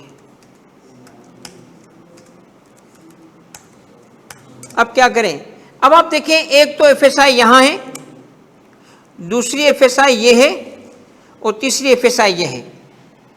क्या करें, क्या करना है? अब हमने पढ़ा था कि अगर किसी एफएसआई में लॉस आए, सेम से सेट ऑफ हो सकता है किसी और हेड से, तो ये आपस में सेट ऑफ हो जाएंगे। ये था पॉइंट जो समझाना था खास। इसका मतलब क्या हुआ, आपको यहां ऊपर इधर एक नेट अमाउंट लेना पड़ेगा, ये प्लस ये। अब मगर 40 को तुम, इस 40 को तुम किसी और जगह नहीं लेके जा सकते। कहां नहीं लेके जा सकते? इसे आप पाकिस्तान सोर्स कैपिटल गेन से सेट ऑफ नहीं कर सकते, इसे आप बिजनेस से सेट ऑफ नहीं कर सकते, इवन अगर यहां पॉजिटिव होता उससे भी सेट ऑफ नहीं कर सकते। तो फॉरेन सोर्स लॉस पे खास बात क्या याद करनी है, सेम टाइप से सेट ऑफ होगा या कैरी फॉरवर्ड होगा, अगले साल होगा, किसी और हेड में, चाहे वो एफएसआई की हो या पीएसआई की हो, सेट ऑफ नहीं हो सकता। क्लियर हो गई बात? ये बात क्लियर है? कोई भी नहीं होगा, सबकी सेम ट्रीटमेंट है। क्लियर है? मैं सवाल को चेंज करने लगा हूं। अब एक और एंगल से सवाल पूछा जा सकता है, वो सुनिएगा। ये ऐसे इसको हटा रहा हूं, ये देखो हटा दिया, ये एंगल हटा के मैं एक और एंगल लाना चाहता हूं ताकि ये बात मेरी मुकम्मल हो जाए। और मेरा बच्चा वो ये बात है कि सपोज कर लो उसने कहा था ये वाली बात कि कैपिटल गेन पे उसने वहां दूसरे मुल्क में क्या किया होगा, टैक्स पेड भी किया होगा। और कितना वहां पे टैक्स पेड किया था उसने? वहां पे 20,000 रुपए टैक्स पेड किया था। अब मुझे बताओ क्या करोगे? अब इसने लॉस भी मिक्स कर दिया और क्रेडिट भी मिक्स कर दिया। ये हमारा बंदा है, उसकी पीएसआई अपनी एफएसआई देखना चाहते हैं, बंदा रेजिडेंट है, बाकी डेटा सेम है। ये देखिए हमने उसका लॉस अलग कर दिया था, हमने सेट ऑफ नहीं किया। अगर कोई लॉस सेट ऑफ करना था तो कर लो, मगर दूसरे हेड में गए, वहां उसकी एक इनकम है बस, कौन सी? एफएसआई की, और उस पे उसने बाहर टैक्स भी पे किया था। अब हमने क्या करना है? अब हमने कुछ भी नहीं करना। आपको याद है क्रेडिट कैसे देते हैं, वो सिखाना चाहता हूं बस। तो सेट ऑफ करने से पहले आपको चाहिए टैक्सेबल इनकम, यानी आपको चाहिए टैक्सेबल इनकम। क्या करोगे बच्चों बताओ? अब दिखाओ अपने जोहर, ये उठाया और ये टैक्स कर दिया। भाई आपने इस लॉस के अलावा बाकी सारी इनकम मर्ज कर दी, तो उसमें वो एफएसआई भी आ जाएगी। हो गई? अब मुझे बताओ कि इस पे जब तुमने रेट लगाया 3.1 मिलियन पे, तो आपने टैक्स लगाना है ना, नॉर्मल रेट से होगा, टैक्स ऑन टैक्सेबल इनकम। मेरा बेटा अब रेट में नहीं देखना चाहता, मगर 25% रेट हो तो 25% रेट हो, सपोज करो अज्यूम्ड रेट ले रहा हूं 25, तो इस पे टैक्स कितना बना? अब मुझे बताओ फॉरेन टैक्स क्रेडिट कितना दोगे? यहां आके लेस करोगे फॉरेन टैक्स क्रेडिट, वो कैसे आता है? अब आपका एक तो टैक्स पेड यहां पे है, और दूसरा आपको निकालना पड़ेगा टैक्स पेएबल इन पाकिस्तान। पेएबल इन पाकिस्तान वो कैसे निकालते हैं? वो करते हैं अपोर्शनमेंट। कैसे अपोर्शनमेंट करेंगे, ये टोटल लाओगे और आपको अब चाहिए कौन सी इनकम, पीएसआई चाहिए, एफएसआई चाहिए और ये टोटल है, इनकम चाहिए, इनकम। ये थी आपकी टोटल, ठीक है, टोटल पीएसआई थी ना बेटा, ये माइनस कर दिया मैंने तो ये पीएसआई बन गई और ये आपकी एफएसआई है। दोनों को ऐड करके देखो, सेम जवाब आना चाहिए, सेम जवाब है, ये सेम जवाब है, वही सेम आ रहा है, इसका मतलब सही है। अब देखते हैं कि एफएसआई पे कितना टैक्स बना इसका, ये tax multiply by type divide by total, कितना टैक्स बना 25। अब मुझे बताएं कौन सा टैक्स हमें क्रेडिट में जाएगा, पेड या पेएबल, क्योंकि विच एवर इज लोअर, तो 20,000 रुपये आपने यहां से लेस करने हैं। अब एक आखिरी एरिया है बेटा जो मैं आपको सिर्फ एक्सप्लेन करूंगा, थोड़ी मेरी तवज्जो से बात सुनोगे, फायदे में रहोगे। रुको और ये सुनो मेरी बात, ये आपका फॉरेन टैक्स क्रेडिट माइनस हो गया, आपका टैक्स पेएबल, इसके बाद आता है ये आपने उठाया, ये आपने माइनस, ये आपने उठाया और ये आपने से माइनस किया। अब एक बात सुनो, एक ना बिल्कुल बिल्कुल आउट एंड आउट एक मुश्किल सवाल पूछ रहा हूं, आउट एंड आउट मुश्किल सवाल इस एरिया का, आउट एंड आउट मुश्किल। इसी डेटा को मैं उठाता हूं और कॉपी करता हूं, लाता हूं मैं इसको अगली जगह पे और इसको मैं थोड़ा चेंज करता हूं कुछ इस तरह कि यहां आपको याद है मैंने क्या किया था, मैंने एक फॉरेन सोर्स इनकम भी दिखाई थी, तो उसके साथ मैंने क्या किया था, यहां एक और भी एफएसआई दिखाई थी, दो दिखाई थी, क्या थी वो, gain on disposal of capital asset 2, और क्या किया था मैंने, लॉस दिखाया था, कितना लॉस था 140, उसको वापस ला रहा हूं। अब मुझे जरा करके दिखाओ तो पता चलेगा, ये वापस खराब, खत्म खत्म खत्म, ये सारी चीजें खत्म हो गई। क्योंकि एक बात सुनो, ये चीजें जो थी ना अब आपको कंफ्यूज करती, मैंने हटा दी, वापस आ गया हूं मैं दोबारा इस पे। देखो कैसे, ये एक लॉस था, चूंकि फॉरेन सोर्स इनकम में उसको लॉस आया था, यूके में भी लॉस था, उन्होंने टैक्स यहां नहीं लिया, no tax paid, no FSI tax paid, इसका पेड ही नहीं था, क्रेडिट नहीं मिलेगा, क्रेडिट के लिए वहां टैक्स पेड तो हो। आ जाओ यहां, एक फॉरेन सोर्स इनकम क्या है, ये है, इस पे टैक्स पेड है, कितना इस पे टैक्स पेड है 20,000, अभी तो हमने लिखा 20,000, इस पे क्या टैक्स पे हुआ होगा, ये फॉरेन सोर्स में इसको लॉस हो गया था, टैक्स पे नहीं हुआ होगा। अब जरा रीवर्किंग करके दिखाओ बेटा, मुझे बताओ इसकी टैक्सेबल इनकम क्या है, क्योंकि मैंने अब लॉस सेट ऑफ करा दिया ना, अब इसकी टैक्सेबल इनकम चेंज हो गई है, अब ये सवाल अब चेंज हो गया है, इस लॉस को आप सेट ऑफ कर सकते हो, नो, बगैर सेट ऑफ करें ये इनकम ली, यहां आ जाए दूसरे हेड में, क्या इनकम है 4 लाख, ये आपस में सेट ऑफ हो सकते हैं, ये हो सकते हैं, तो करो इसको सेट ऑफ। इसका मतलब है कि यहां पे अभी भी 40 कैरी फॉरवर्ड जा रहा है ना। मुझे बताए कोई यहां पे टैक्सेबल इनकम क्या है, इस सवाल की टैक्सेबल इनकम बताए, मान जाऊंगा। टैक्सेबल इनकम यही आएगी ना, इसी रो में आएगी ना, रो तो यही है, क्या लूं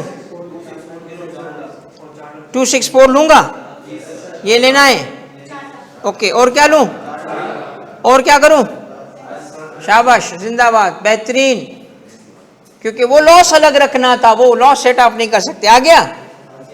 अब मुझे बताओ फॉरेन टैक्स क्रेडिट भूलना है कि याद रखना है, याद रखना है, याद तो रखना है ना, लानत तुम्हारी शक्लों पे, अरे इनकम ही नहीं है तो क्या क्रेडिट दोगे, वो पाकिस्तान में पेएबल ही नहीं है उसका, पाकिस्तान में यही तो था फंसाने वाला, पहले थोड़ी तारीफ जो कर दी ना फंस गए, वाह वाह मान जाऊंगा, मैंने कहा फंसा इनको, शाबाश एक्सीलेंट, एक बच्चे ने ना छक्का मार दिया। बेटा देखो मसला यहाँ ये था कि ये सारी पीएसआई थी यार, एफएसआई इनकम ही नहीं है उसमें ना, क्योंकि वो जो एफएसआई थी वो तो खा चुका ना लॉस, ये सारी बातें याद रखो, इंशाल्लाह सवाल इससे बाहर नहीं है। एक एरिया है, कॉपी करोगे, कर लो बेटा, कर लो ऑनलाइन बेटा, ये समझ आया आपको। अब एक एरिया है 7E,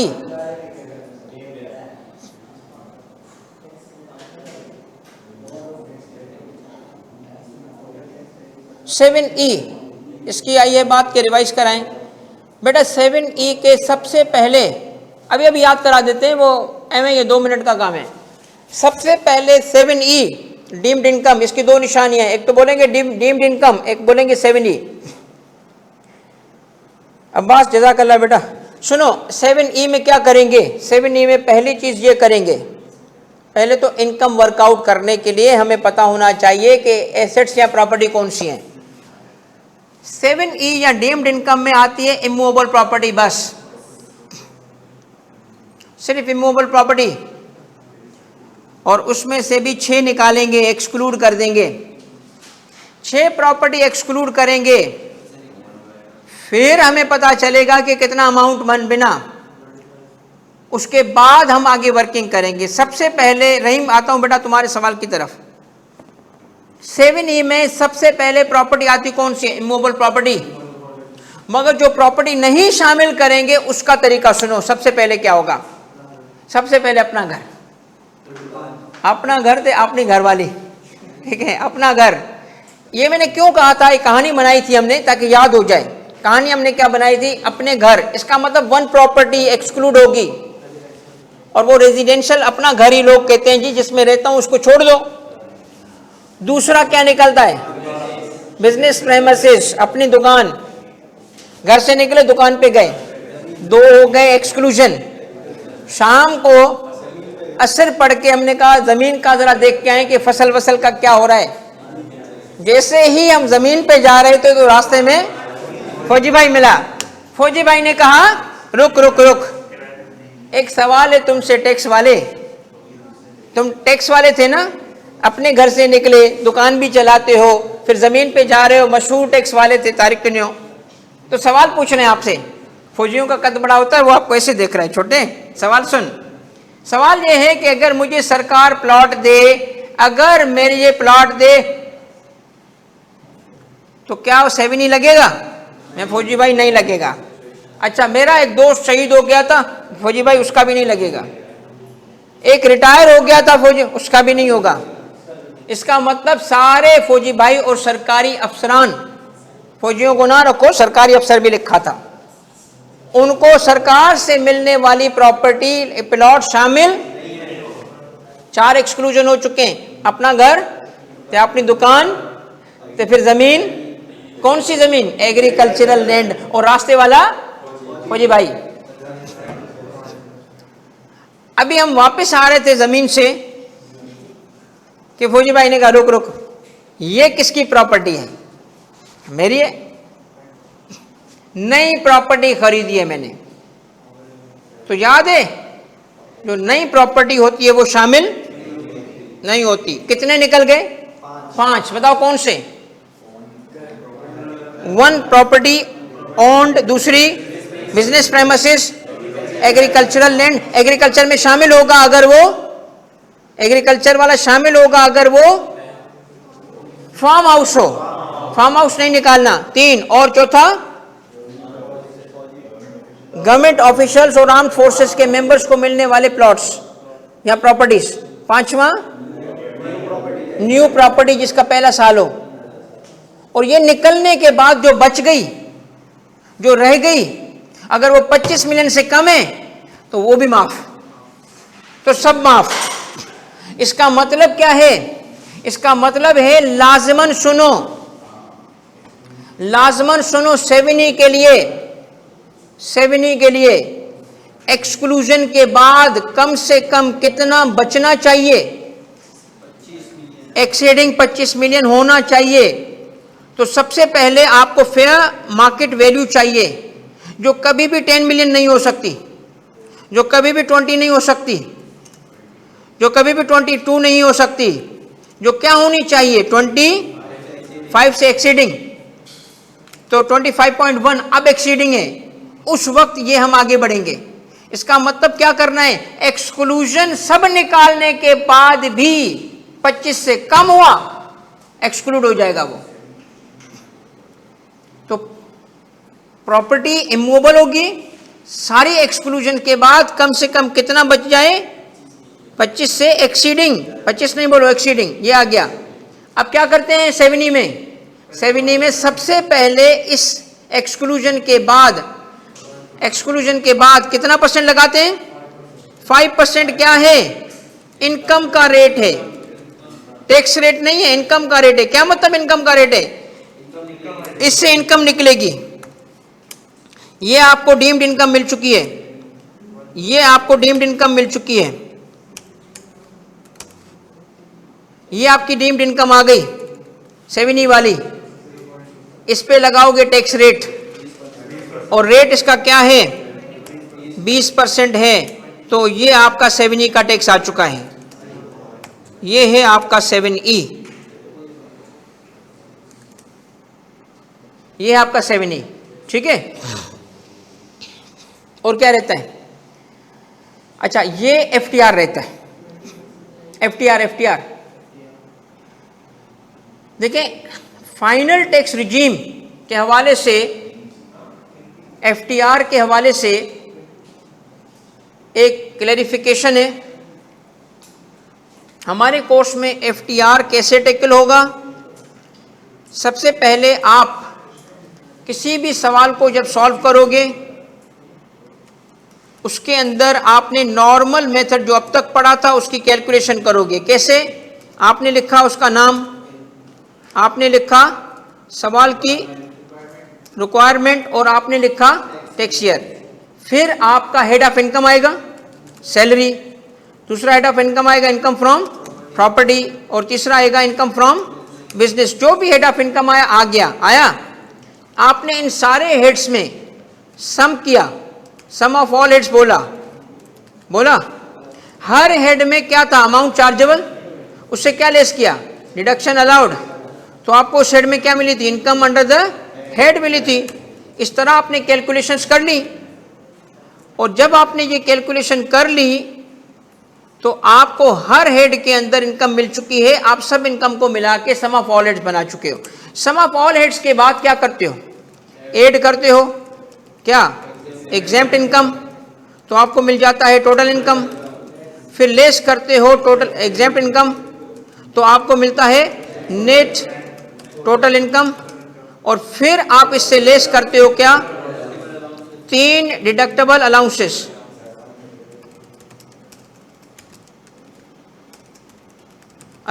कौन से, ज़कात, वर्कर वेलफेयर फंड। तो क्या मिलता है आपको, टैक्सेबल इनकम। फिर क्या करते हो, इसको लेस करते हो, किससे लेस करते हो, सेपरेट ब्लॉक इनकम को लेस करते हो।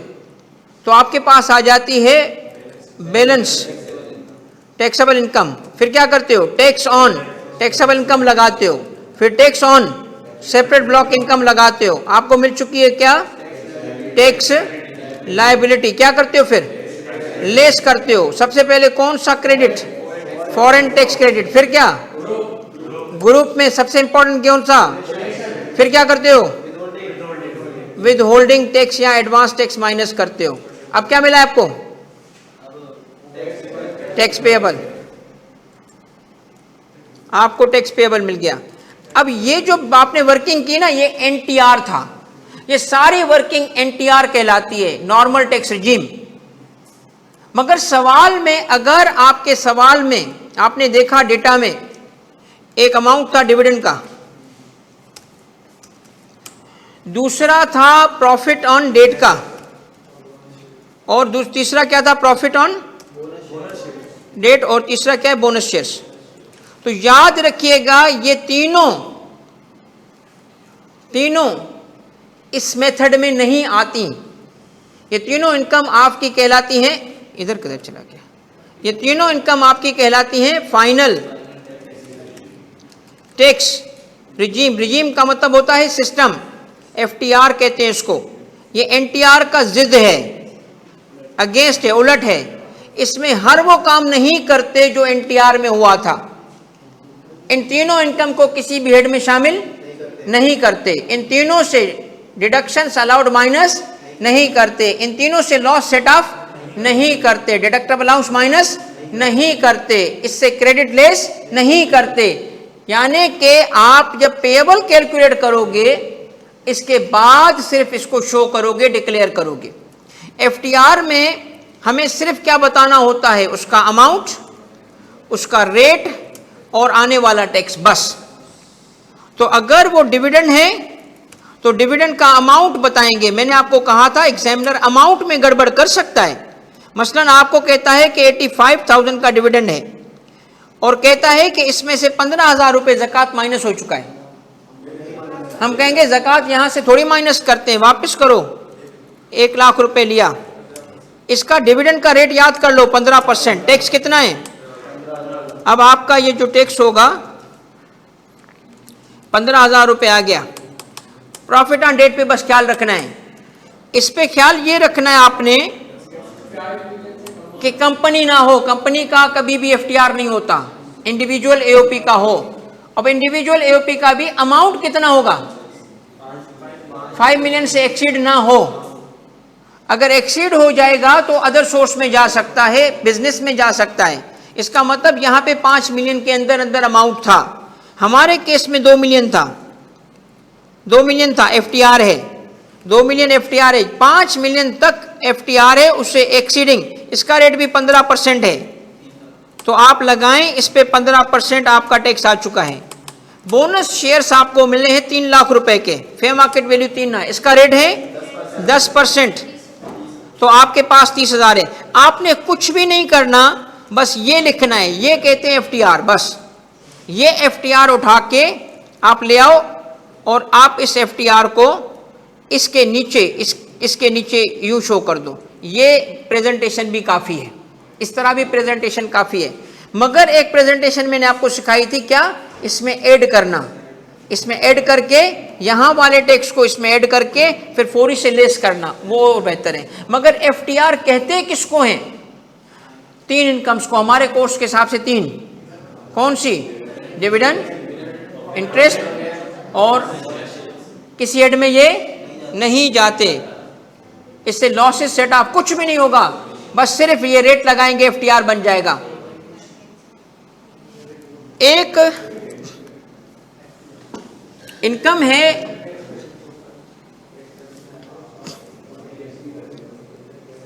इसकी थोड़ी सी वजाहत कर दूं, कहीं किसी को कंफ्यूजन ना हो। अगर कंपनी कमा रही है तो एनटीआर, एनटीआर मतलब किसी हेड में जाता है।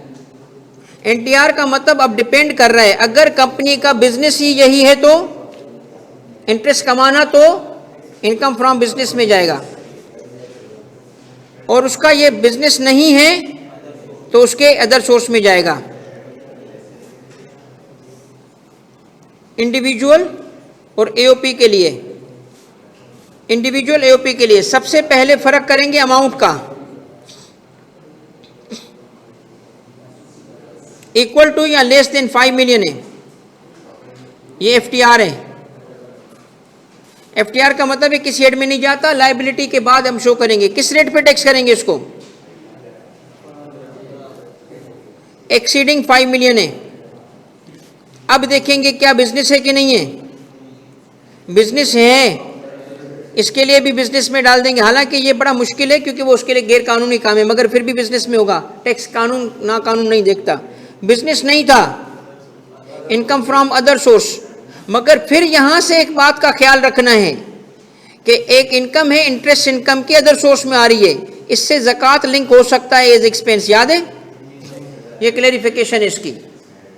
एक क्लैरिफिकेशन बेटा और है जो आखिरी है, 10 बजने में बस अब थोड़े से मिनट रह गए, तो 10 बजे तक की कमिटमेंट थी मेरी।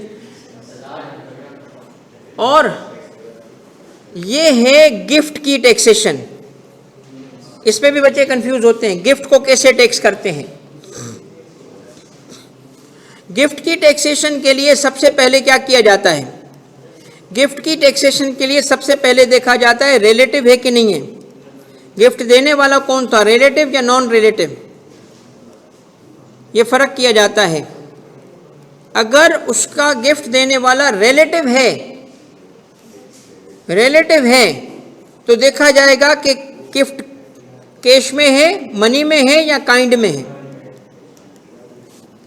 अगर वो गिफ्ट देने वाला कैश में गिफ्ट दे रहा है तो देखा जाएगा कि बैंकिंग चैनल से दिया कि नहीं दिया, और अगर उसने बैंकिंग चैनल से नहीं दिया, इफ नॉट यानी कैश में दिया, वो बैंक के थ्रू नहीं आया, इस केस में ये gift income from other source में शामिल हो जाएगा।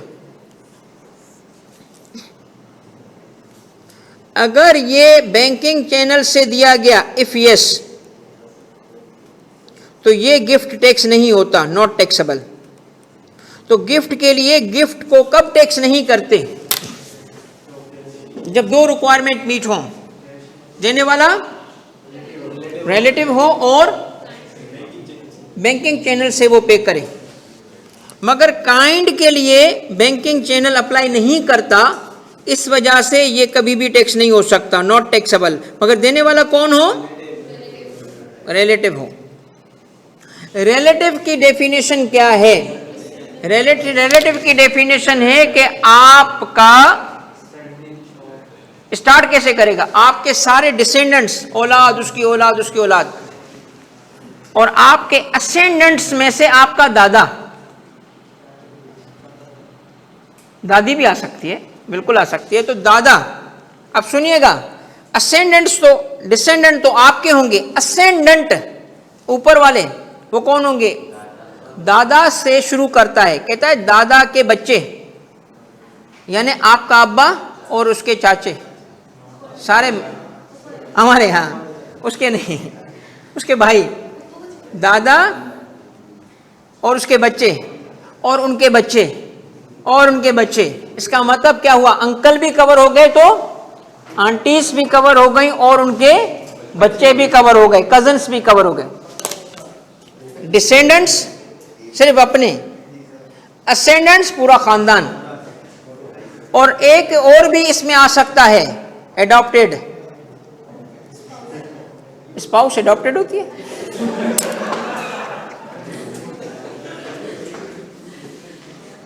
एडॉप्टेड चिल्ड्रन, ठीक है। और यही जो ट्री थी वो स्पाउस की भी बनेगी। तो इसका मतलब हमेशा गिफ्ट में देखो रिलेटिव है कि नहीं है। रिलेटिव है तो कैश में दिया तो बैंक की चेक करो, काइंड का और बैंक के जरिए मिलने वाला टैक्स नहीं होता। इवन रिलेटिव का गिफ्ट टैक्स हो जाएगा अगर वो कैश में दिया गया, बैंक से नहीं दिया गया। बाकी लोगों का गिफ्ट चेक भी नहीं करेंगे कैसे मिला, टैक्स हो जाएगा, इस पे कोई माफी नहीं है। ये था आपका gift. Income from other sources में ये टैक्स होता है। एंड कर लूं? स्पाउस भी शामिल है इसमें, ना सिर्फ स्पाउस शामिल है बल्कि उसके स्पाउस के वो भी ट्री भी शामिल है आप जैसी। ऑल द बेस्ट मेरे बच्चों। अब आपके लिए बहुत बहुत दुआएं। अब आपको मैं 2-3 दिन की छुट्टी दे रहा हूं ताकि अपनी रिविजन्स कर लो। फिर मैं आपको अनाउंस करूंगा, मेरी इसी जगह इसी क्लास में ऑनलाइन अवेलेबिलिटी होगी हर वक्त की। अवेलेबिलिटी का मतलब है आपको बताया जाएगा ग्रुप के अंदर कि मैं यहाँ पे बैठा हुआ हूँ आपकी क्वेरीज को सेटल करने के लिए, आपको प्रैक्टिस कराने के लिए, आपको जो चीज़ें चाहिए उसको हेल्प करने के लिए। तो चूंकि अब सारी चीज़ें कंप्लीट हो चुकी हैं तो अल्लाह से दुआ करते हैं कि आपके लिए आसानी पैदा करें और अल्लाह करे सबके पेपर सारे अच्छे हो जाएं और अल्लाह करे सब पास हो जाएं। थैंक यू वेरी मच बेटा, all the efforts that you made and all the efforts that I made. अब मुझे दिल कर रहा है कि मैं सो जाऊँ। थैंक यू बेटा, जज़ाकल्लाह जज़ाकल्लाह जज़ाकल्लाह। आज सिक्योरिटी दिखाता हूँ, कौन सी वाली?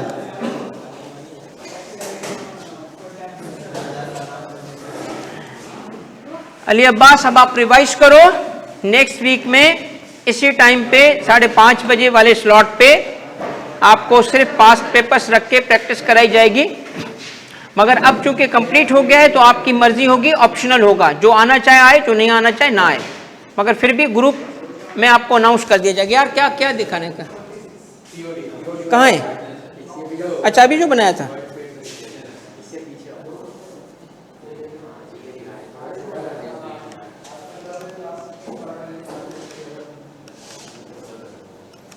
हाँ बेटा, हाँ बेटा।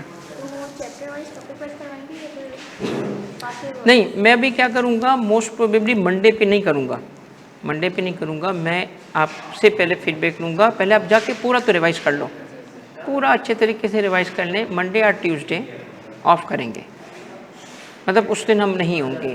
तो वेंसडे थर्सडे किसी एक दिन पता है क्या करूँगा, मैं कहूँगा जी मैं आ गया हूँ, यहाँ बैठ के खोलूँगा पास्ट पेपर, और पास्ट पेपर को मैं पूरा का पूरा सॉल्व करूँगा। हाँ ऑनलाइन ही होगी। अब ये सारी की सारी अब शुरू हो जाएंगे भाई साहब। अब जब तक आपने कहा मैं जारी रहूँगा, सारे पेपर करा दूँगा, एक एक पेपर डिस्कस करूँगा, सॉल्व करूँगा, सारे पेपर कराऊँगा जो ICAP के पेपर अवेलेबल है ना आखिर तक। अब आप जाके रिवाइज करोगे, सारे पेपर आपके हो जाएंगे।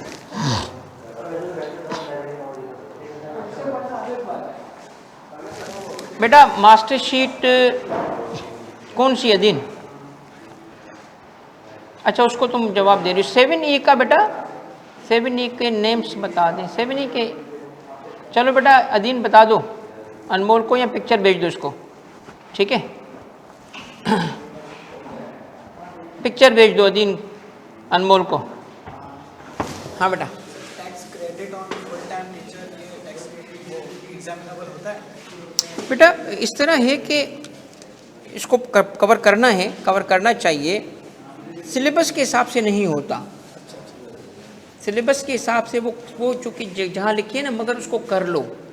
मैं भी ग्रुप के अंदर ये करवा दूंगा, बता दूंगा। ऐसी चीज़ें ना जो सिलेबस में नहीं है मगर फिर भी कभी वो आ जाती है ना उठ के, तो वो जैसे आप बताओगे ना मैं करवाता जाऊंगा। वॉइस नोट भेज दूंगा कि बेटा ये वाला ऐसे होगा, वो उसमें कुछ भी नहीं है यार। सिर्फ आएंगे आखिर में फुल टाइम टीचर का सवाल बनाए ना, उसका सिर्फ एक 25% अब रिडक्शन है, ठीक है?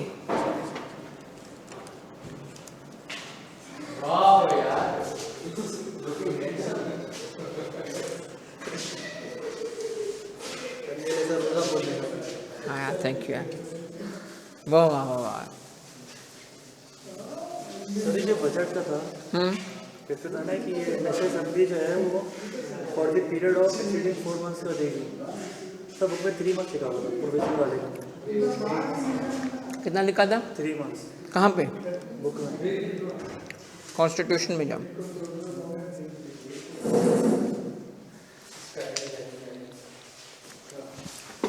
जो भी ऐसी चीज़ें आई ना मैं मैसेज कर दिया करना, ठीक है? ऑनलाइन वालों बेटा ऑल द बेस्ट, होप के ये सेशन आपके लिए यूजफुल था। अदीन व्हाट्सएप देख लें यार, 11 घंटे मैंने पढ़ाया है तुम्हें, आज के दिन छोड़ दो, कल तुम्हारा मैं व्हाट्सएप पे रिप्लाई करूंगा अदीन, ठीक है बेटा? नहीं नहीं अभी मैंने वो अजवा खाई है, अजवा, अब मुझे एनर्जी आ गई है, ठीक है? अजवा खाने के बाद ना मैंने अब यार पालक खाई है, पालक, पालक लाओ ताकि मुझे एनर्जी मिले।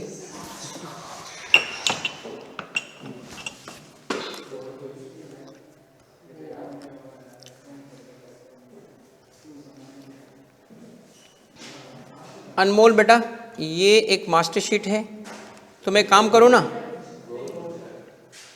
अनमोल, एक तुम काम करो, ये मास्टर शीट मैं तुम्हें शेयर करा देता हूँ, तुम्हारे पास नहीं होगी। अच्छा एक काम कर लो तुम,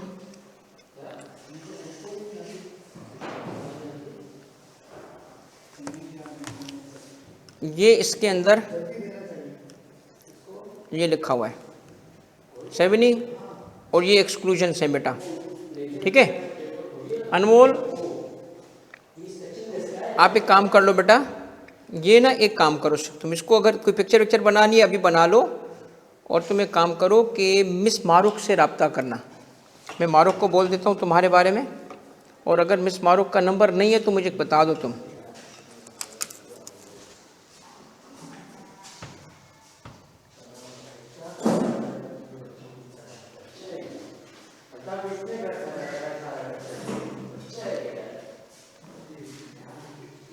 लॉस्ट वाला पेज, अच्छा लॉस्ट वाला कौन सा पेज आपको दिखाना है बेटा, ये वाला यहाँ पे, अच्छा ये ओके ओके ओके, ये वाला पेज जो है ना शेयर करा दूंगा ना आपसे, रुको बेटा मैं शेयर करा देता हूँ ग्रुप पे, ये मैंने सारी जो नोटिंग की है ना इस पर।